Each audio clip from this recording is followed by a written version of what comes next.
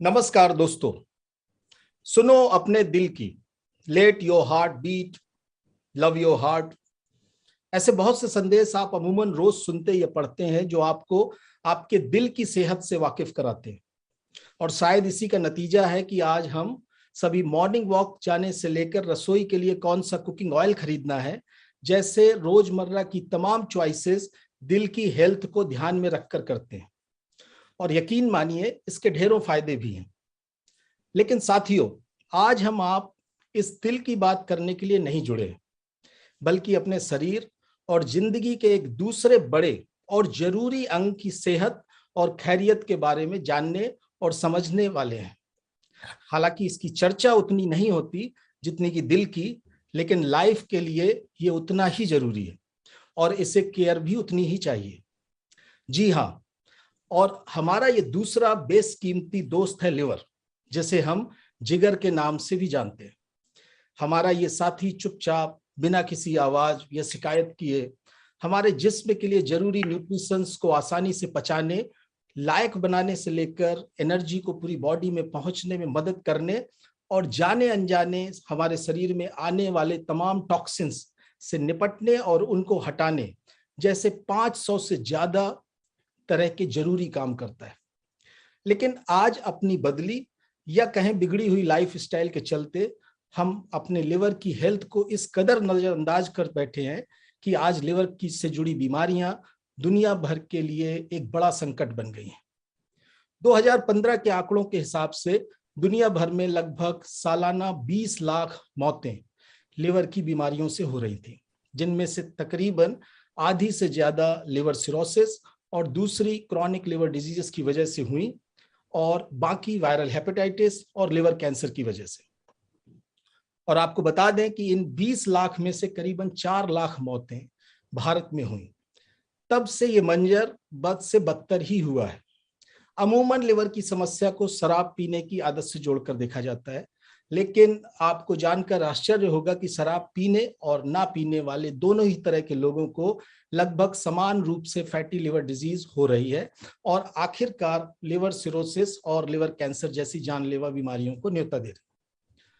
हमारे खान पान, लाइफस्टाइल और स्वास्थ्य जागरूकता सुविधाओं में ऐसी क्या कमी है जिससे लिवर से जुड़ी बीमारियों ने एक इमरजेंसी का रूप ले लिया है और भारत के पब्लिक हेल्थ सिस्टम को इससे जूझने लायक बनाने के लिए किस तरह के कदम उठाने की जरूरत है।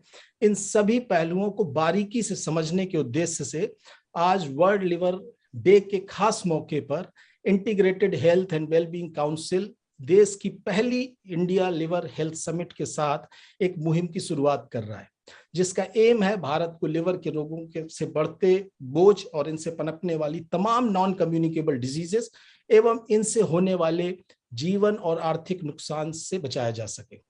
और इस मुहिम को मजबूत करने एवं लिवर रोगों के संकट से बचने और कम करने के लिए जरूरी रोड मैप साझा करने के लिए आज हमारे साथ जुड़े हैं देश के जाने माने लिवर रोग विशेषज्ञ।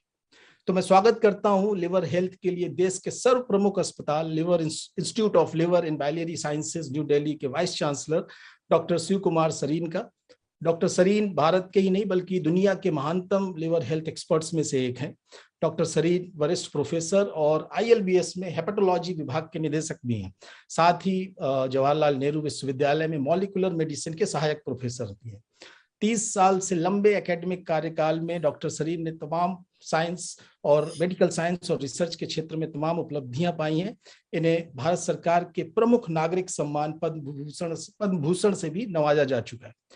आज के हमारे दूसरे मेहमान हैं डॉक्टर अरविंद सिंह सोइन, जो कि जाने माने लिवर ट्रांसप्लांट सर्जन हैं। डॉक्टर सोइन गुड़गांव के मेदांता मेडिसिटी में institute of liver transplant and regenerative medicine के चेयरमैन हैं। Doctor Soin is a pioneer in the field of liver transplantation और भारत में लिवर ट्रांसप्लांटेशन को सफल बनाने में इनकी प्रमुख भूमिका रही है। डॉक्टर सोइन 3500 से भी अधिक living donor liver transplants cases कर चुके हैं, जो कि इंडिया में हाईएस्ट और दुनिया में सेकंड हाईएस्ट है। तमाम और भी उपलब्धियों और अवार्ड्स के अलावा डॉक्टर सोइन को पद्मश्री से भी पुरस्कृत किया जा चुका है। साथ ही जुड़ रहे हैं all India institute medical sciences में डिपार्टमेंट ऑफ गैस्ट्रोएंटरोलॉजी के प्रोफेसर डॉक्टर गोविंद मखारिया, अपने लंबे क्लिनिकल और एकेडमिक करियर में डॉक्टर मखारिया 250 से ज्यादा रिसर्च पेपर लिख चुके हैं। डॉक्टर मखारिया कम्युनिटी में लिवर और दूसरी गैस्ट्रोएंटरोलॉजिकल बीमारियों के प्रिवेंशन की जानकारी बढ़ाने के लिए लगातार मीडिया के माध्यम से प्रयास करते रहते हैं। और आज के हमारे चौथे मेहमान हैं डॉक्टर शरद मल्होत्रा। डॉक्टर मल्होत्रा राजधानी दिल्ली के आकाश अस्पताल में गैस्ट्रोएंटरोलॉजी, हेपेटोलॉजी और थेरेपेटिक एंडोस्कोपी डिपार्टमेंट के हेड हैं। और मैं हूं कमल नारायण, ISW काउंसिल का CEO और आज के इस प्रोग्राम का होस्ट। नमस्कार हमारे के सारे एक्सपर्ट्स, धन्यवाद कि आज आपने वर्ल्ड लिवर डे के दिन अपना समय निकाल करके, अपना बहुत कीमती समय निकाल करके हमारी इस मुहिम से में जुड़ने की अनुकंपा की। Let me start with doctor Sarin. Doctor Sarin, तो सबसे पहले मैंने कुछ आंकड़े बताए कि करीबन 20 लाख मौतें पूरे वर्ल्ड में हुई लिवर डिजीज को लेकर के। At present, especially post-COVID era, what is the disease burden? हमारे देश में या पूरी दुनिया में लिवर की समस्याओं को लेकर के उसका बर्डन ऑफ डिजीज अब कितना बढ़ चुका है और इसके मेन कंट्रीब्यूटर्स क्या हैं? पहले तो सबको वर्ल्ड लिवर डे पे बहुत बहुत बधाई, और ये संदेश कि लिवर ठीक रहे तो जिगर और लिवर दोनों एक ही वर्ड है, लिवर ठीक रहे या जिगर ठीक रहे तो जिंदगी ठीक रहे। और कमल, आपको और आपकी काउंसिल को बधाई। आपने कहा कि हार्ट के बाद दूसरा इम्पोर्टेंट ऑर्गन लिवर है। मैं थोड़ा सा इस पे मतभेद रखता हूँ। लिवर के बाद हार्ट दूसरा इम्पोर्टेंट ऑर्गन है। हार्ट की डिस्कवरी को तो अभी 350 साल हुए हैं। जिगर तो पुराने जमाने में क्राइस्ट से 200 साल पहले, 2000 साल पहले क्राइस्ट के, उस समय पूजा मंदिर में मूर्तियों में सिर्फ भगवान नहीं रखा जाता था, लिवर को ही रखा जाता था। और लिवर का दूसरा नाम होता था lifer, LIEFER। Lifer means life, तो लिवर मीन्स लाइफ। ये तो इंग्लिश लैंग्वेज में थोड़ा बिगड़ के लिवर बन गया, but other liver is life. और सर, हमारा आज का हैशटैग है liver is life. Yes, I was going to come, liver is life. तो मैं आपकी उसको बधाई देता हूँ कि इसको बड़ी सोच के साथ लिवर इज लाइफ रखा है, और इसी मुहिम को चलाते हुए कि लिवर इज लाइफ अगर हम पूरे जोश से काम करें तो मुझे लगता है लाइफ बेटर हो जाएगी। और लिवर को समझने के लिए ये ज़रूरी है कि ये सबसे बड़ा ऑर्गन है, करीब 1.5 किलोग्राम का ऑर्गन, सबसे स्टडी ऑर्गन है। जो आप खाते पीते हैं उन सबको, इंसल्ट को ये हैंडल करता है। और जो लिवर का मेन खासियत जो लोगों को नहीं पता है कि ब्लड शुगर कंट्रोल लिवर करता है। मतलब हम सोचते हैं पैंक्रियाज करता है, पैंक्रियाज इंसुलिन बनाता है, पर शुगर का कंट्रोल, आपके कोलेस्ट्रॉल का कंट्रोल, फैट का कंट्रोल, ये सारा लिवर करता है। बीमारी कितनी है लिवर की और क्या इसका लोगों पे असर पड़ता है भारत में या वर्ल्ड में, क्योंकि लिवर फलक्रम है। मैं थोड़ा सा इसके बारे में, लिवर के फंक्शन के बारे में पहले बताऊं तो आपको क्लैरिटी होगी। हम लोग जो भी खाते हैं इंटेस्टाइन में जाता है और इंटेस्टाइन से एब्जॉर्ब होकर के वो हमारे लिवर में जाता है। तो अगर आपके पास सरप्लस कैलोरीज हैं, जरूरत से ज्यादा आपने खा लिया, तो वो कहाँ जमा होएगा? लिवर में। अगर आपने कम खाया तो कहाँ से रिलीज होगी एनर्जी? लिवर से या बाकी बॉडी के पार्ट से। तो सपोज सरप्लस कैलोरीज आ गई आपके पास, आपने 3-4 दिन पार्टीज करी, तो लिवर के सेल स्वोलन हो जाते हैं, मोटे हो जाते हैं, उनमें फैट आ जाती है with in a very short time. और जो ही लिवर के सेल में फैट आती है तो इंसुलिन काम करना मुश्किल हो जाता है। और धीरे धीरे अगर लिवर के सेल्स में 10% सेल्स में फैट आ जाए, 15% लिवर के सेल्स में फैट आ जाए, तो इंसुलिन के फंक्शंस में फर्क पड़ेगा। More and more insulin is required to do the same work by the liver cells when the fat is more, and this is insulin resistance. In simple terms, insulin liver के sales में नहीं जा पाएगी, आपकी energy नहीं produce कर पाएगी अगर लिवर में फैट है। और ये धीरे धीरे लीड करता है एग्जॉशन ऑफ पैंक्रियास, हम कहते हैं डायबिटीज हो गई, which is a kind of liver disease. Heart के अंदर ब्लड प्रेशर, आपकी ओबेसिटी, कैंसर्स, तो ये सारे किसी न किसी, पॉलीसिस्टिक ओवरी, सारे किसी न किसी तरीके से लिवर की फैट से जुड़े हुए हैं।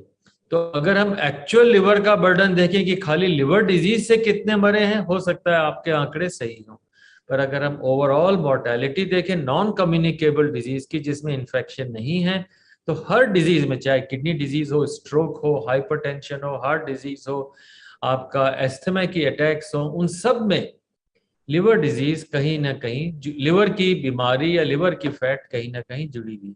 तो अगर हम उन सब से बचना चाहते हैं और आज के दिन ये मैसेज देना चाहते हैं, तो first message is keep your liver free of fat as much as possible to prevent all other diseases that today we are suffering from. And second message on how much is the burden, I will say liver cancer today is the fastest growing cancer in the world. अभी जितनी deaths हो रही हैं world में WHO के हिसाब से cancer related deaths में liver cancer is close to second, and the prediction is कि by 2030 liver cancer will become the fastest growing cancer in the world. Third, what injures the liver? आपने दो बताया, alcohol और fat, मोटापा या obesity, पर भारत में 1/3 में फैटी लिवर है, मतलब 30% लोगों में फैटी लिवर है। अभी जो कोई वर्ल्ड मैप छापते हैं ना हमारे जर्नल्स में, तो उसमें सारे कंट्रीज ब्राउन में आते हैं और इंडिया रेड में आता है। रेड मीन्स 30% और more population has fatty liver. So this is also a warning for us that India has probably a very large proportion of population with fatty liver, और fatty liver अगर है तो diabetes और उसके सारे risk साथ साथ होते रहेंगे। तो on this World Liver Day you have taken a very good topic, and I am happy that at least we can make the country, 1/3 of the people are suffering, उनको बचाना, उनको ठीक करना हम सबकी जिम्मेदारी। Thank you. सर, एक quick follow-up question. 30% people in India have fatty liver situation. So क्या ये सारे मतलब तीन में से एक, हर तीन में से एक आदमी को ये समस्या है, तो ये क्या सारे उस इमरजेंसी सिचुएशन में है या ये मैनेजेबल है, या which stage they are on, what are the possibilities available in our healthcare system for timely monitoring or screening, and then the pathway for management and cure? किसी भी डिजीज में देखिए, चाहे आप कोविड में देख लीजिए कि भाई आप होम केयर में रहोगे या घर में आइसोलेटेड मतलब रहोगे, या कोविड केयर सेंटर में जाओगे, या आप हॉस्पिटल जाओगे, या आईसीयू में जाओगे। तो ये सिचुएशन को ध्यान में रखते हुए 1/3 अगर फैटी लिवर जिनमें है, उसमें से majority of them, 80 to 90% of them would have pure fat, but they have a potential कि भाई कल को वो बढ़ सकता है। तो अगर आपको बेसिक समझाऊं, लिवर में जब फैट है तो उसके दो तरीके हैं कि किसके अंदर खराबी है, किस में नहीं। एक सिंपल 20 रुपए का ब्लड टेस्ट कराएं जिसे SGPT कहते हैं। अगर SGPT नॉर्मल वैल्यूज 40 है भारत में, होनी 30 और उससे कम, अगर 40 से ऊपर SGPT है इसका मतलब लिवर में इंजरी है। अगर लिवर में इंजरी है तो इसके दुष्परिणाम होंगे, धीरे धीरे लिवर सूखता जाता है, धीरे धीरे उसके अंदर फाइब्रोसिस। तो first is how many, what proportion of the people have high SGPT और inflammation? I would say close to 22-25%, 1 in 4 in India has high SGPT। हमने दिल्ली का एक सर्वे किया था, पब्लिश नहीं किया, करीब 18,000 लोगों में देखा गया। रूटीन चेक में कम्युनिटीज में, रेजिडेंट वेलफेयर एसोसिएशन में करीब 22% लोगों में SGPT हाई है। तो अगर हाई SGPT है तो there is a problem, it is not acceptable, it has to be corrected, it has to be found. High SGPT होगा इसका मतलब लिवर में सेल डेथ हो रही, SGPT हाई का क्या मतलब है कि सेल्स में फैट है, सेल डेथ हो रही है, और डेथ धीरे धीरे रिकवर करती है स्कार फॉर्मेशन से, स्कारिंग से। तो सिंपल भाषा में आपने पूछा कितने लोगों में बीमारी हो सकती है, मैं कहूंगा कि a large proportion, 1 in 4 or 1 in 5 Indians will have probably a cause of alarm. तो अगर किसी के लिवर में फैट है, ये मत सोचिए कि भाई ठीक है, चलता है, कोई फर्क नहीं पड़ता, उसके भी तो हो रही है, उसको तो कुछ नहीं हुआ। तो वो एटीट्यूड चेंज करके अपना चेकअप कराएं। हर व्यक्ति, all 1/3 population of the country must get checkup. Then से हाँ भाई मैं ठीक हूँ, मैं घर पे रह सकता हूँ, अपने आप हैंडल कर सकता हूँ, मुझे आगे जाने की जरूरत नहीं। और इसके पूरे प्रोटोकॉल बने हुए। तो इसलिए मैं चाहूंगा कि कभी भी किसी को फैटी लिवर, चाहे ग्रेड 1 हो, 2 या 3 हो, लिवर में फैट है, और फैट का मतलब 10% सेल्स में, नॉर्मल लिवर में 5% से कम फैट होती है। अगर आपके 10% या मोर सेल्स में फैट है, which is very easy to find out, then at least 1 complete checkup of SGPT, ultrasound and blood tests others have to be done.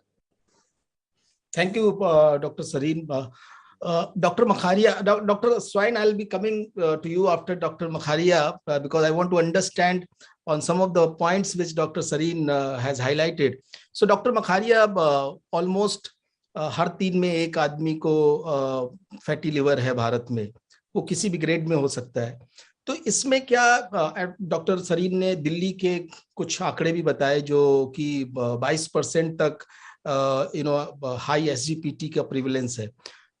AIIMS में आपके पास दिल्ली के, और न सिर्फ दिल्ली के बल्कि पूरे देश से बहुत सारे रूरल एरिया से भी पेशेंट्स आते हैं। तो फैटी लिवर का जो प्रॉब्लम है, क्या ये रूरल पॉपुलेशंस में भी उतना ही देखा जा रहा है या ये शहरी फिनोमेना है? बिकॉज जहाँ तक अल्कोहलिज्म या ओबेसिटी, कई बार ये अर्बन इश्यूज देखे जाते हैं ज्यादातर। तो व्हाट इज द प्रिवलेंस और डिस्ट्रीब्यूशन आपके हिसाब से? क्या कुछ अर्बन रूरल डिवाइड है इसमें या ये सबको एक तरीके से हो रहा है? Now, to answer this question, let's look at perspective. That fatty liver, it means you're taking more calories. आप ज़्यादा खा रहे हैं और खर्च कम कर रहे हैं, इसलिए वो जमा हो रहा है शरीर के अंदर में। वो अर्बन एरिया में हो, रूरल एरिया में हो, वो इफेक्ट करेगा। It's all about your attitude and your habit, कि कितना आप खा रहे हैं और कितना खर्च कर रहे हैं। सो अभी देखा कि आप वो स्टडी में पब्लिश हुई हैं कि रूरल एरिया में भी fatty liver is as common compare to urban area. So both urban and rural are susceptible. Now, why it is so? Because our lifestyle change कर रही है. हम लोग we are taking more meals, less physical activity. Now, one ये भी एक भ्रांति है कि लोग गाँव में या छोटे शहरों में ज़्यादा एक्सरसाइज करते हैं. ऐसा नहीं है. जो फील्ड में काम करते हैं उनकी बात अलग है, बट फील्ड में तो बहुत कम लोग काम करते हैं. लेकिन बहुत लोग को बिजनेस होता है, छोटी बिजनेस होती है, specially ladies. So that become fatty, obesity or overweight. ये दोनों में common है. Maybe more reflective in urban area, but also in rural area. Point number one. Point number two, which Dr. Sain said, कि जो fatty liver है या alcohol है ना, this is a continuous disease. It's not that the insult is once. Insult एक बार हो गया वो चलता रहेगा, ऐसा नहीं होता. अगर आपकी हैबिट है और आपका एटीट्यूड है कि आप एनर्जी कम खर्च कर रहे हैं, it's normal habit, it goes every day, and therefore the need to change. Somebody taking alcohol, so it's a continuous alcohol intake, not by one alcohol intake, it's a continuous alcohol intake. So दो important कारण है, alcohol और कम काम करना या fat को जमा करना. both are continuous disease, continuous every day. And तीसरी बात बताना चाहूंगा कि God has given us a liver which is much more than what we require. We require a little portion of liver for our living, right? But God has given at least more than 5 to 10 times more than what we require. तो हम liver की बीमारी कभी भी मिनटों में नहीं होती है, या फिर एक दिन बीमारी हुई और वो एक्यूट लिवर डिजीज होती है कि मिनटों में बीमारी हुई और विद इन वीक्स टू वो आउटकम खराब हो जाता है. और जो क्रॉनिक डिजीज होती है लाइक अल्कोहल और डिक्रीज एक्टिविटी, डायबिटीज, जो sustained abuse, continuous abuse, that's again matter of attitude. Urban area, rural area, both are so. तीसरी बात बताना चाहूंगा इसमें हर एक व्यक्ति, not only those who are living in urban और रूरल एरिया, हर एक व्यक्ति उतने ही रिस्क पे है टू डेवलप फैटी लिवर और even at risk of alcoholism. So awareness is very important, and I think we must congratulate you for taking this cause to discuss on this World Liver Day. Thank you so much, sir. So important point that it is not discriminating between urban, rural, and almost everyone is susceptible for the similar eventuality. Dr. Soin, since you are a transplant pioneer, and ये liver की जो problems doctor Sarin ने बताई different grade में, doctor मखारिया ने बताई, ये कब उस सिचुएशन में पहुंचती है जहां ट्रांसप्लांट की जरूरत पड़ती है, और अगर जरूरत पड़ती है तो क्या ट्रांसप्लांट अवेलेबल होता है इतना आसानी से, या मतलब what is the gaps in this demand and supply? कितनी डिमांड है, कितने लोग हैं जिनको ट्रांसप्लांट की जरूरत पड़ सकती है? क्योंकि अगर जो नंबर इस हिसाब से देखें कि करीबन 22% लोगों को हाई एसजीपीटी है, इसका मतलब लिवर इंजरी है, अब वो ठीक की जा सकती है, मैनेज की जा सकती है, कि या वो एग्रेवेट होकर के उस लेवल पे पहुंचेगी. So it can be a very high number. Doctor Soin. Kamal ji, ऐसा है कि पहले तो liver health is in your hands. तो लिवर डिजीज प्रिवेंट करना चाहिए. जिस तरह डॉक्टर सरीन ने, डॉक्टर मखारिया ने बताया, fatty liver, alcoholic liver disease काफी कॉमन है, तो उनको प्रिवेंट किया जाए और अर्ली स्टेजेस में ट्रीट किया जाए. बट जब डॉक्टर सरीन और डॉक्टर मखारिया के हाथ से बात निकल जाए, यानी कि जब लिवर डिजीज काफी एडवांस हो जाए और उसमें इतना डैमेज हो जाए कि स्कारिंग से सिरोसिस हो गई है और सिरोसिस से लिवर फेलियर हो गया है, जिसके कि 3 स्टेजेस होते हैं, ए, बी और सी. तो जब ए और अर्ली बी स्टेज का सिरोसिस होता है या क्रॉनिक लिवर डैमेज होता है, तो दवाइयों से काम चल सकता है. लेकिन जब लेट स्टेज बी या स्टेज सी का सिरोसिस होता है, फाइनल स्टेज ऑफ सिरोसिस, उसमें लिवर ट्रांसप्लांट के अलावा और कोई क्योर नहीं होता है. एक और सिचुएशन डॉक्टर मखारिया ने बताई कि सडनली लिवर खराब हो जाता है, एक्यूट लिवर फेलियर. वो कुछ लोगों में होता है जिनको हेपेटाइटिस ई या हेपेटाइटिस बी या कोई ड्रग इंड्यूस्ड लिवर डैमेज होता है, तो उनको भी कुछ दिनों में या हफ्तों में लिवर ट्रांसप्लांट की जरूरत पड़ सकती है. और तीसरा कैटेगरी है अडल्ट्स में उनका जिनको लिवर कैंसर होता है. अब लिवर कैंसर एक यूनिक कैंसर है जो खराब ऑर्गन में ही पैदा होता है. जैसे किडनी में, ब्रेस्ट में, यूटरस में एक हेल्दी ऑर्गन में कैंसर बनता है, लिवर में ऐसा नहीं है. लिवर कैंसर उसी को बनता है जिसका लिवर पहले से खराब हो या जिसको सिरोसिस हो. और स्टेज 2 और स्टेज 3 लिवर कैंसर के लिए भी लिवर ट्रांसप्लांट एक क्यूरेटिव ऑप्शन है. तो इन तरह के लोगों को लिवर ट्रांसप्लांट की जरूरत पड़ती है. और बच्चे जो हैं उनको भी लिवर डिजीज होती है, और अगर उनको बिलियरी अट्रीजिया या मेटाबॉलिक लिवर डिजीज हो, जो कि पैदाइशी कुछ एंजाइम डिफेक्ट्स होते हैं, तो उनके लिवर या बाकी अंग खराब होते हैं, तो उनको भी लिवर ट्रांसप्लांट की जरूरत पड़ती है. तो ये तो हो गया कि किसको लिवर ट्रांसप्लांट की जरूरत पड़ेगी. अब आगे चलते हैं कि लिवर ट्रांसप्लांट कितना भारत में होता है, कितना सक्सेसफुल है, और क्या उसकी नीड है, और डोनर का सिचुएशन क्या है. भारत में लिवर ट्रांसप्लांट हमने 1998 में शुरू किया था, करीब 23.5 साल पहले. और अब भारत में हर साल करीब 2,500 लिवर ट्रांसप्लांट होते हैं. हमने खुद, अपनी टीम ने करीब 3600 प्लस लिवर ट्रांसप्लांट्स किए हैं. लेकिन ये नंबर्स जितना भारत को चाहिए उससे कहीं कम है. अब भारत में उपलब्ध है लिवर ट्रांसप्लांट और बहुत सक्सेसफुल है. हमारा अपना इंस्टीट्यूट का सक्सेस रेट करीब 96% है अडल्ट्स में और 98% है बच्चों में. लेकिन majority of the transplants in India are living donor transplants. अब देखिए, ट्रांसप्लांट का मतलब है कि लिवर, खराब लिवर हटाकर एक नया लिवर लगाया जाए, जो कि एक मृत या एक जीवित व्यक्ति से आता है. मृत व्यक्ति का जो कंप्लीट लिवर ट्रांसप्लांट होता है उसको डिसीज डोनर ट्रांसप्लांटेशन या कैडेवर ट्रांसप्लांटेशन बोलते हैं. वो अंगदान पर निर्भर है, और अंगदान भारत में काफी कम होता है. तो उस तरह के 500-600 ट्रांसप्लांट होते हैं, और बाकी के जो 2000 ट्रांसप्लांट होते हैं वो है living donor transplant. Living donor क्या है? लिविंग डोनर एक फैमिली मेंबर होता है जिसका ब्लड ग्रुप ओ हो या सेम ग्रुप हो जो पेशेंट का है, वो ओवरवेट नहीं होने चाहिए क्योंकि उनके अपने लिवर में फैट आ जाएगा, और उनकी एज 18 से 55 होनी चाहिए। और इस तरह के इंसान से आधा लिवर लेकर पेशेंट का लिवर हटाकर उसको ट्रांसप्लांट किया जाता है और उनकी जान बचाई जा सकती है। जो बाकी का आधा लिवर डोनर में बचता है और जो नया लिवर पेशेंट में जाता है, वो दोनों लिवर रीजनरेशन के द्वारा 2 से 2.5 महीने में फिर से फुल साइज के हो जाते हैं। तो एक ये बहुत ही सक्सेसफुल ऑपरेशन है और ये आमतौर पे अब हो रहा है मेजर सिटीज में।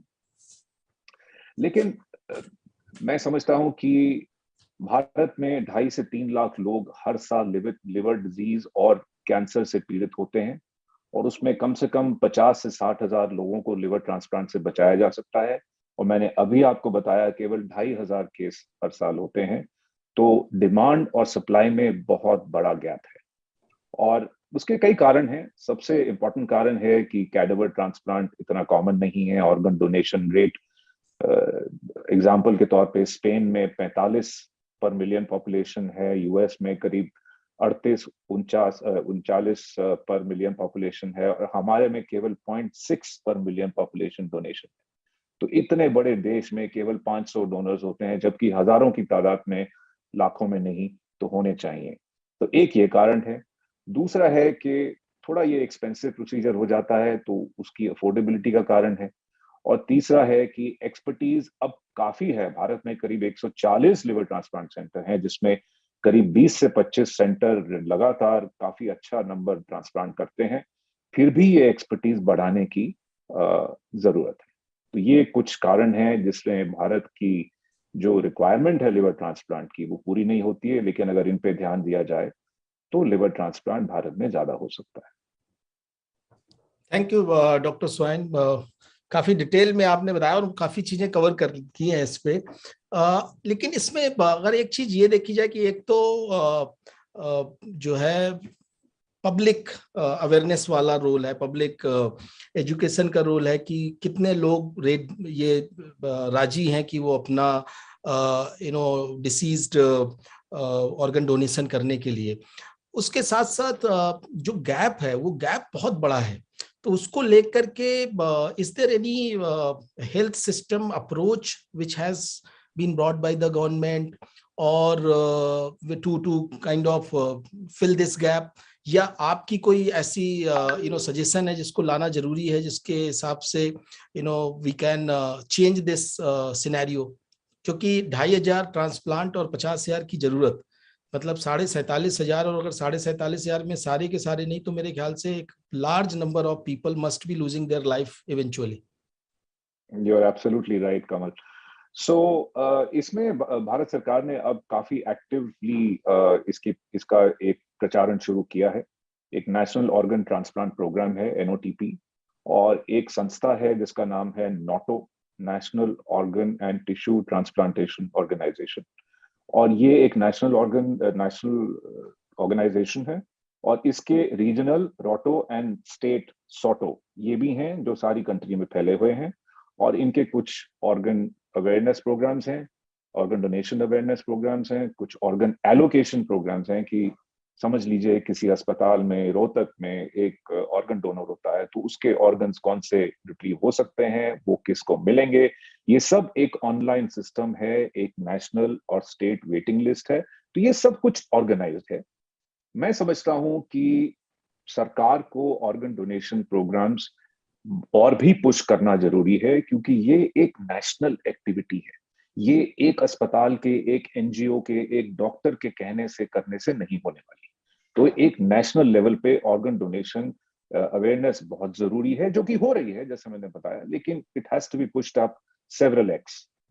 मुझे लगता है कुछ इंसेंटिवाइज करने की भी जरूरत है। देखिए, incentives are not looked at in a positive light across the transplant community in the world. सब लोग यही सोचते हैं कि इंसेंटिव एक बुरा वर्ड है, क्योंकि ये वॉलंटरी डोनेशन होना चाहिए। लेकिन हाँ, ये बात जरूर है कि जो डोनर फैमिली ऑर्गन डोनेशन करती है, उस इंसान के लास्ट 24 to 48 आवर्स का खर्चा है, वो उनको नहीं बेयर करने देना चाहिए। वो रिसिपिएंट हॉस्पिटल्स को देना चाहिए, क्योंकि उनको जो ट्रीटमेंट दिया जाता है उससे ऑर्गन्स अराइज होते हैं जिससे लोगों की जानें बचती हैं। एक तो वो एंगल है।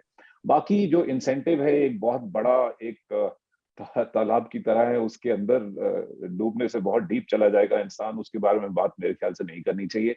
दूसरी चीज जो करी जा सकती है, हर अस्पताल में there should be mandatory declaration of brain death. इसका मतलब है कि न्यूरो आईसीयू में, अस्पतालों में जब क्लिनिकली डॉक्टरों को लगता है कि एक इंसान की ब्रेन डेथ हो गई है, उसको वेंटिलेटर पर रखा हुआ है, तो सर्टिफिकेशन, जिसके रूल्स हैं, क्लियर रूल्स हैं भारत के ह्यूमन ऑर्गन ट्रांसप्लांट एक्ट में, उसका सर्टिफिकेशन जरूरी है। ये नहीं होता है।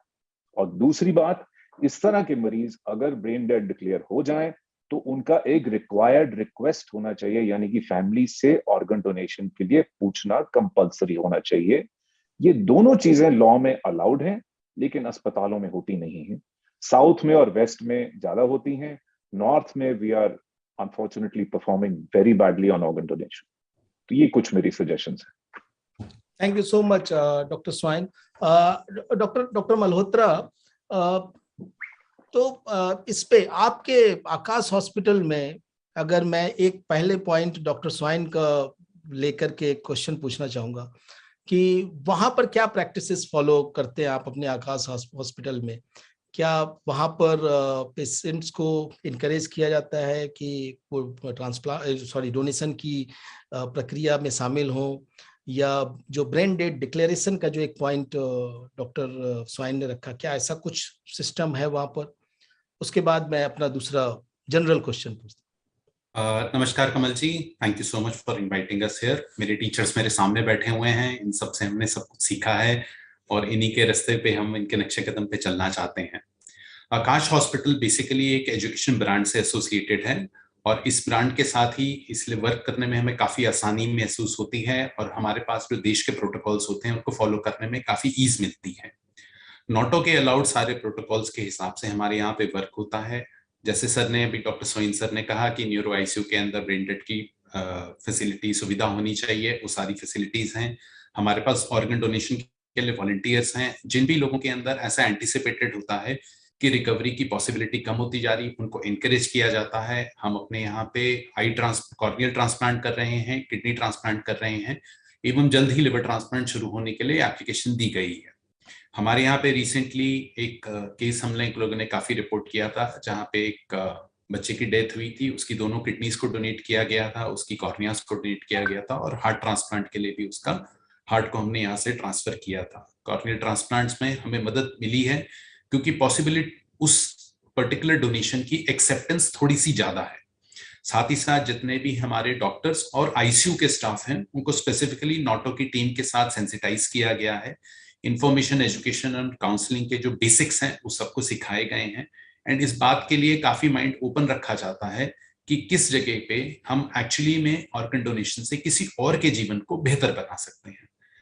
तो ये छोटी छोटी पहल हमारे हॉस्पिटल के अंदर हमारे जो मेडिकल डायरेक्टर हैं डॉक्टर आशीष चौधरी सर, उन्होंने इस चीज को शुरुआत किया है एंड आने वाले समय में हम इसको आगे और कम्युनिटी में ले जाने की भी कोशिश में लगे हुए हैं। Great, okay, great sir. So doctor Malhotra, about so let's go back to the prevention more, about screening and monitoring, preventive tests and all that. What are the important steps you suggest should be taken by people and also by the providers? So the families and the people individually, they need to go. Dr. Sarin has suggested that there are certain tests and everyone must go for that test, especially of SGPT. But what are the other important, just to ensure that you maintain a healthy liver, along with other parameters of body? What are the important steps for people in individually, and also from the provider side, like your hospital or maybe the public health system? What all this should certainly try to embed in the system? Kamal ji, like any other medical illness, जैसे Sarin sir ने, मखारिया sir ने and Soin sir ने कहा, prevention is the best attitude for all of us. Rural urban divide जो है वो खत्म हो चुका है क्योंकि हर जगह पे फूड की कंजम्पशन उसी तरह की है और सेडेंटरी लाइफस्टाइल हम लोगों का जुड़ता चला जा रहा है और बेसिकली मीन्स कि हम इंडियन तरीके की जगह एक वेस्टर्न तरीके से अपना जीवन बिताने लगे हैं।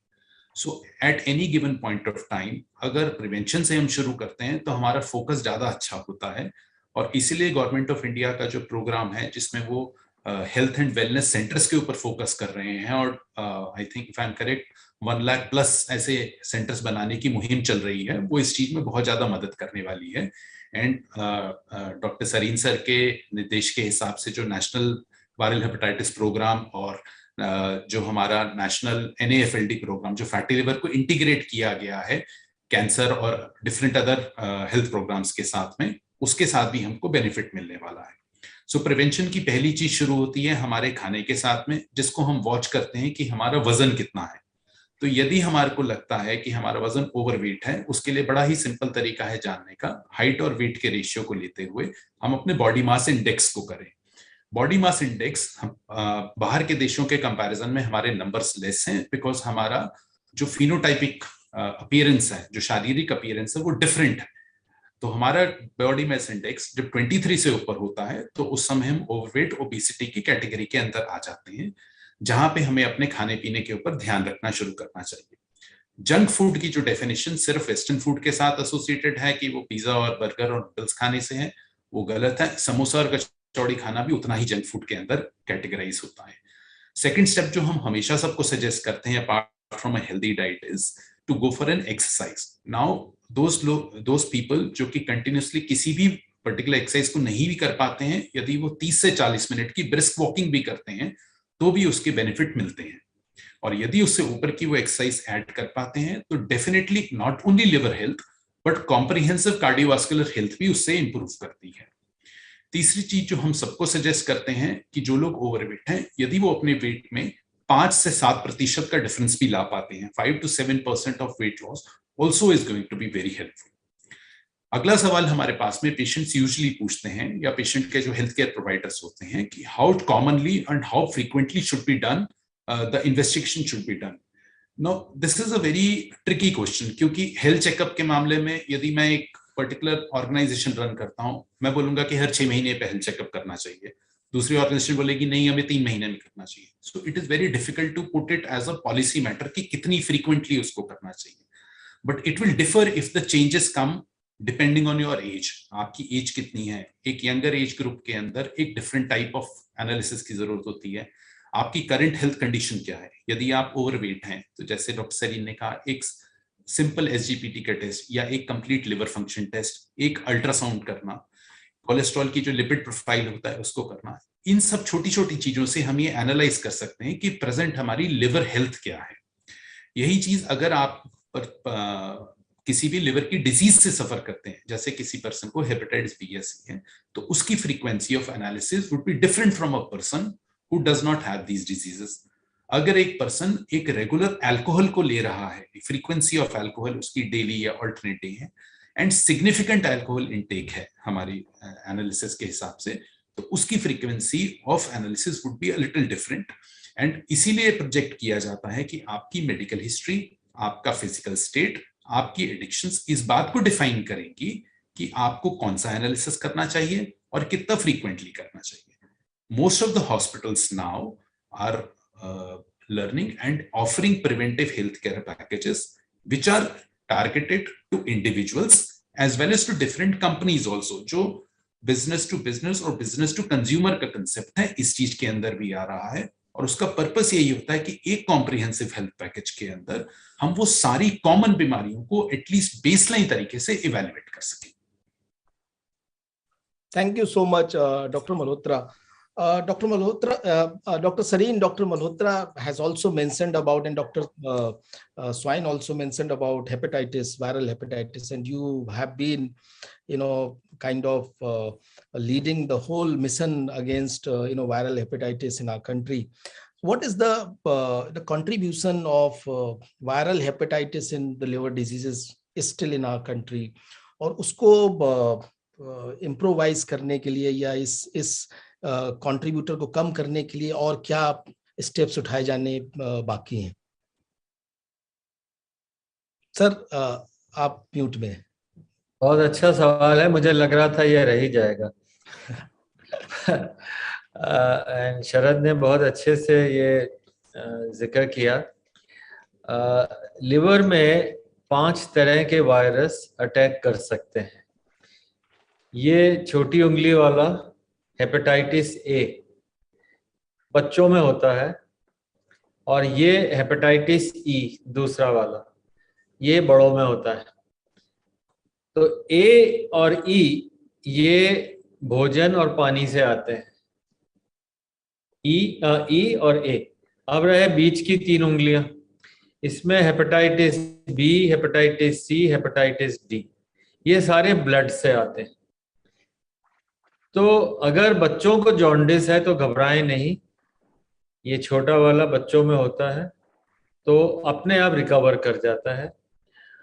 ये वाला हेपेटाइटिस ही जनरली एडल्ट्स में होता है, ये भी रिकवर कर जाता है। पर हाँ, प्रेगनेंसी हो या कोई वीक आदमी हो तो उसमें परेशानी। जो वायरसेस अपने आप ठीक नहीं होते हैं वो हैं ये ब्लड वाले, हेपेटाइटिस बी, सी और डी। तो B virus today is about 2%, 1.5 to 2% of population. इसका मतलब देखिए कितने लोग होंगे, करीब 3 करोड़ के करीब लोग होंगे जिनको हेपेटाइटिस बी होगा, और लगभग भारत में 1 करोड़ के करीब हेपेटाइटिस सी है। हेपेटाइटिस बी माँ से बच्चे को आता है generally 90%। You can't choose your mother. अब आप पैदा हो गए, आप टेस्ट कराने गए, मालूम पड़ा हेपेटाइटिस बी है। तो अर्ली एज में 10 से 20 तक की उम्र में शांत रहता है जनरली, तो धीरे धीरे ये आफ्टर 20 वायरस एक्टिव होने लगता है। तो it is a stealthy, it is a virus which hides in the body और फिर एक्टिव होता है। जिन लोगों को हेपेटाइटिस बी है उसमें से 1%, 1 in 100 will die due to hepatitis B. तो आप सोच सकते हैं 3 करोड़ हैं, तो अपनी लाइफ में उनमें से 1% हेपेटाइटिस बी से डेथ होगी। हम इसको किस तरह से हैंडल कर सकते हैं? आज वर्ल्ड लिवर डे पे अगर हम 3 चीजें समझ लें, पहला कि आज के बाद में जो बच्चा पैदा हो, 20 अप्रैल से जो बच्चा पैदा हो उसको हेपेटाइटिस बी नहीं हो। वो कैसे संभव है? सबको वैक्सीन लग जाए। हेपेटाइटिस बी की वैक्सीन इफेक्टिव है नियरली 100%। तो आज सब प्रण ले लें मदर्स और जिनके बच्चे हो रहे हैं कि आज और कल अब वैक्सीन लग जाए।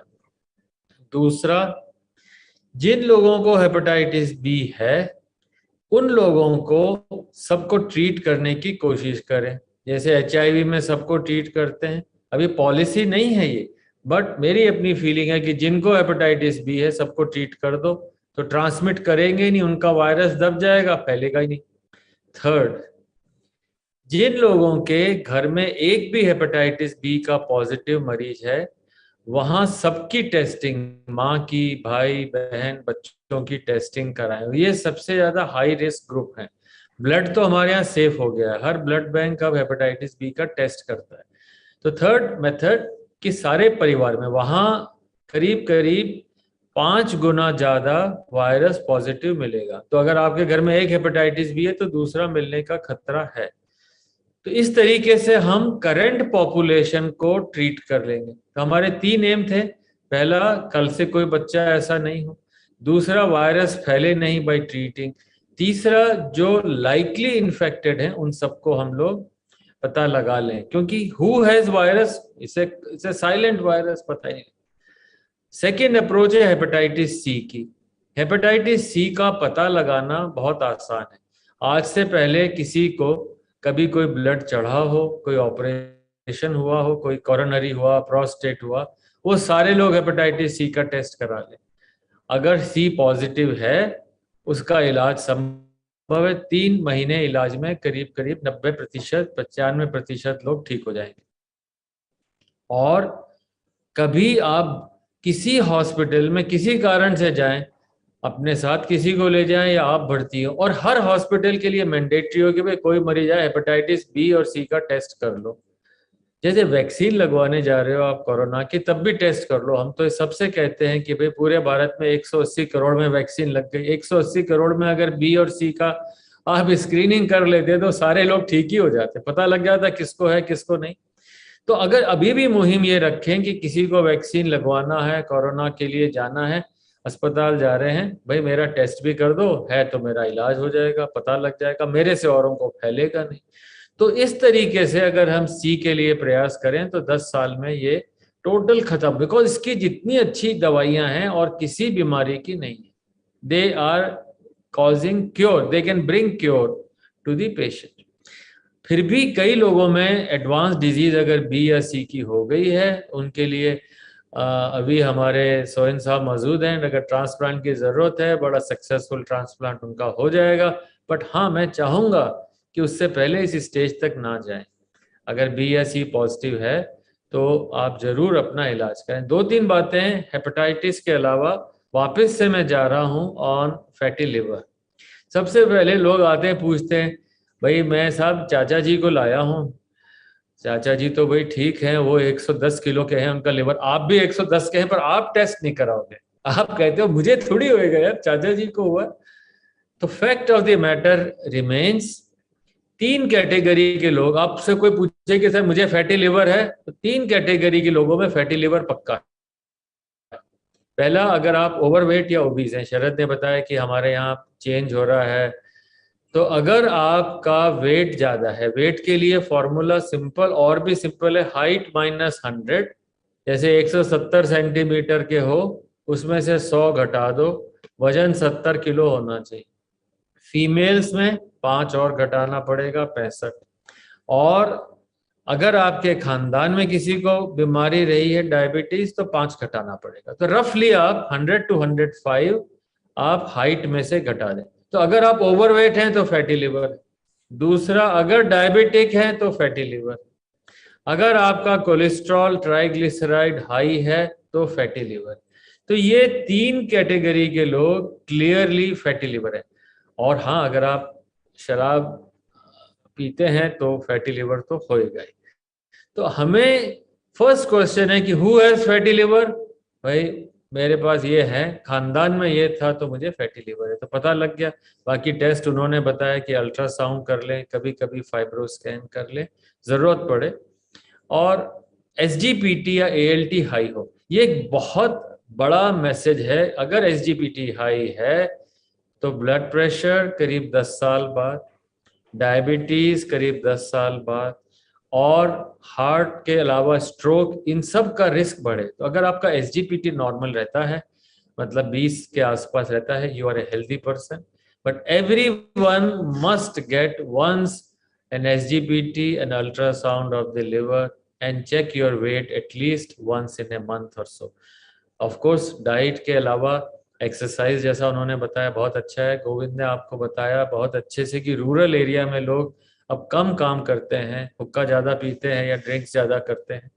तो गांव में भी अगर हम उतना ही परिश्रम करें, and liver is your chartered accountant, जितना आता है उतना खर्च दीजिए। थोड़ा ज़्यादा खर्चा करें तो बचे रहेंगे, नहीं तो इनकम टैक्स की रेट हो जाती है, सारे ऑर्गन्स चले जाते हैं। So be careful that don't collect more than what you need, spend more. Probably this is the most important message on World Liver Day I would like to give. और हाँ, अगर आपका लिवर हेल्दी है तो चेहरा ठीक रहेगा, उम्र बराबर शतायु रहेंगे, सारे ऑर्गन्स ठीक से काम करेंगे। किसी के घर में कभी कोई कैंसर हुआ हो, ध्यान रखें, कैंसर जिन लोगों के लिवर में फैट है उनके यहाँ प्रोस्टेट का, ब्रेस्ट का कैंसर, कोई भी कैंसर करीब 2 गुना ज्यादा हो सकता है। तो कैंसर वाली फैमिलीज भी अपने सारे टेस्ट कराएं। और हाँ, खुराक में ग्रीन वेजिटेबल्स रखें। Thank you so much doctor Sarin for such elaborate description but very useful. बहुत easy to understand। आपने सारे हेपेटाइटिस के फॉर्म, टाइप्स और उनकी जो भी पॉसिबिलिटीज और समस्याएं हो सकती हैं बताई। तो डेफिनेटली जो ये बहुत सारे लोगों को हेल्प होगी इससे। अब मैं लास्ट में 9 मिनट्स में आई ट्राई कि चूंकि सर लिवर को लेकर के जो आप लोगों ने बताया, उससे एक चीज तो ये क्लियर है कि भारत में लिवर की समस्याओं का एक बड़ा सैलाब या तो उमड़ रहा है या आने वाला है। और हमने देखा है कि पब्लिक हेल्थ के जो बड़े इमरजेंसी इश्यूज हैं, और आपने कोविड की बात की और कोविड वैक्सीनेशन की बात की, जिसमें एक मतलब अभूतपूर्व और kind of unique in the world हमने काम किया, ज्यादातर लोगों को वैक्सीन लगाई, कम समय पे अचीव किया, बहुत डिफिकल्ट टेरेंस और डिफिकल्ट सिचुएशंस में भी इसको कंप्लीट किया। इस तरीके की संजीदगी मुझे लगता है कि बहुत सारे और हेल्थ इश्यूज में लाने की जरूरत है, जो कि हमने कोविड में दिखाई। कोविड में मेरा मानना है, हालांकि even a single death is too much और टू मैनी, लेकिन अगर हम देखें तो बाकी दूसरी बीमारियों में उससे बहुत ज्यादा मौतें या लॉस ऑफ लाइफ या लॉस ऑफ प्रोडक्टिविटी हो रहा है। तो मुझे लगता है कि ऐसा जरूरी है कि जो ये मिशन मोड है जो हमने कोविड में देखा अपने देश में, वो बहुत सारी और बीमारियों और स्पेशली लिवर, जो कि liver is life and liver is becoming the a disease, liver is becoming a mother of many diseases. तो इसको ध्यान में रखते हुए जरूरी है कि नेशनल लेवल पे, सिस्टम लेवल पे, परिवार के लेवल पे, इंडिविजुअल लेवल पे, हर लेवल पे एक रैपिड अप्रोच अपनाया जाए अगेंस्ट लिवर डिजीजेस। तो इसको लेकर के आप लोगों के क्या ऐसे एक्शन सजेशंस हैं कि जो सरकार को, परिवार को लेकर हमने टेस्ट की एक तरीके की नीति काफी कुछ लग रही है कि भाई टेस्ट कराना जरूरी है। अगर आपके सर्टेन एट्रीब्यूट्स हैं, अगर आप ओवरवेट हैं, अगर आपके घर पे किसी को है, अगर डायबिटीज है, मल्टीपल केसेस में आपने बताया टेस्ट करने की जरूरत है।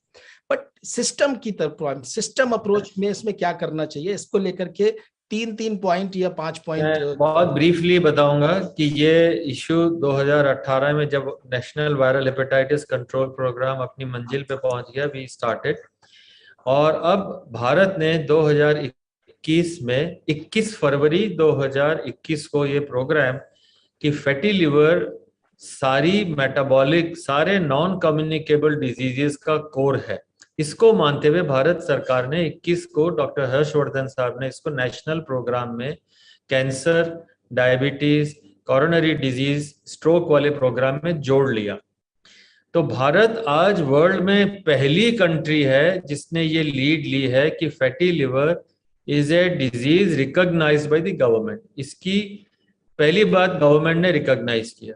दूसरा, इसकी ऑपरेशनल गाइडलाइंस रिलीज हो गई 21 फरवरी 2021 को। हर स्टेट को ये इंप्लीमेंट करना है।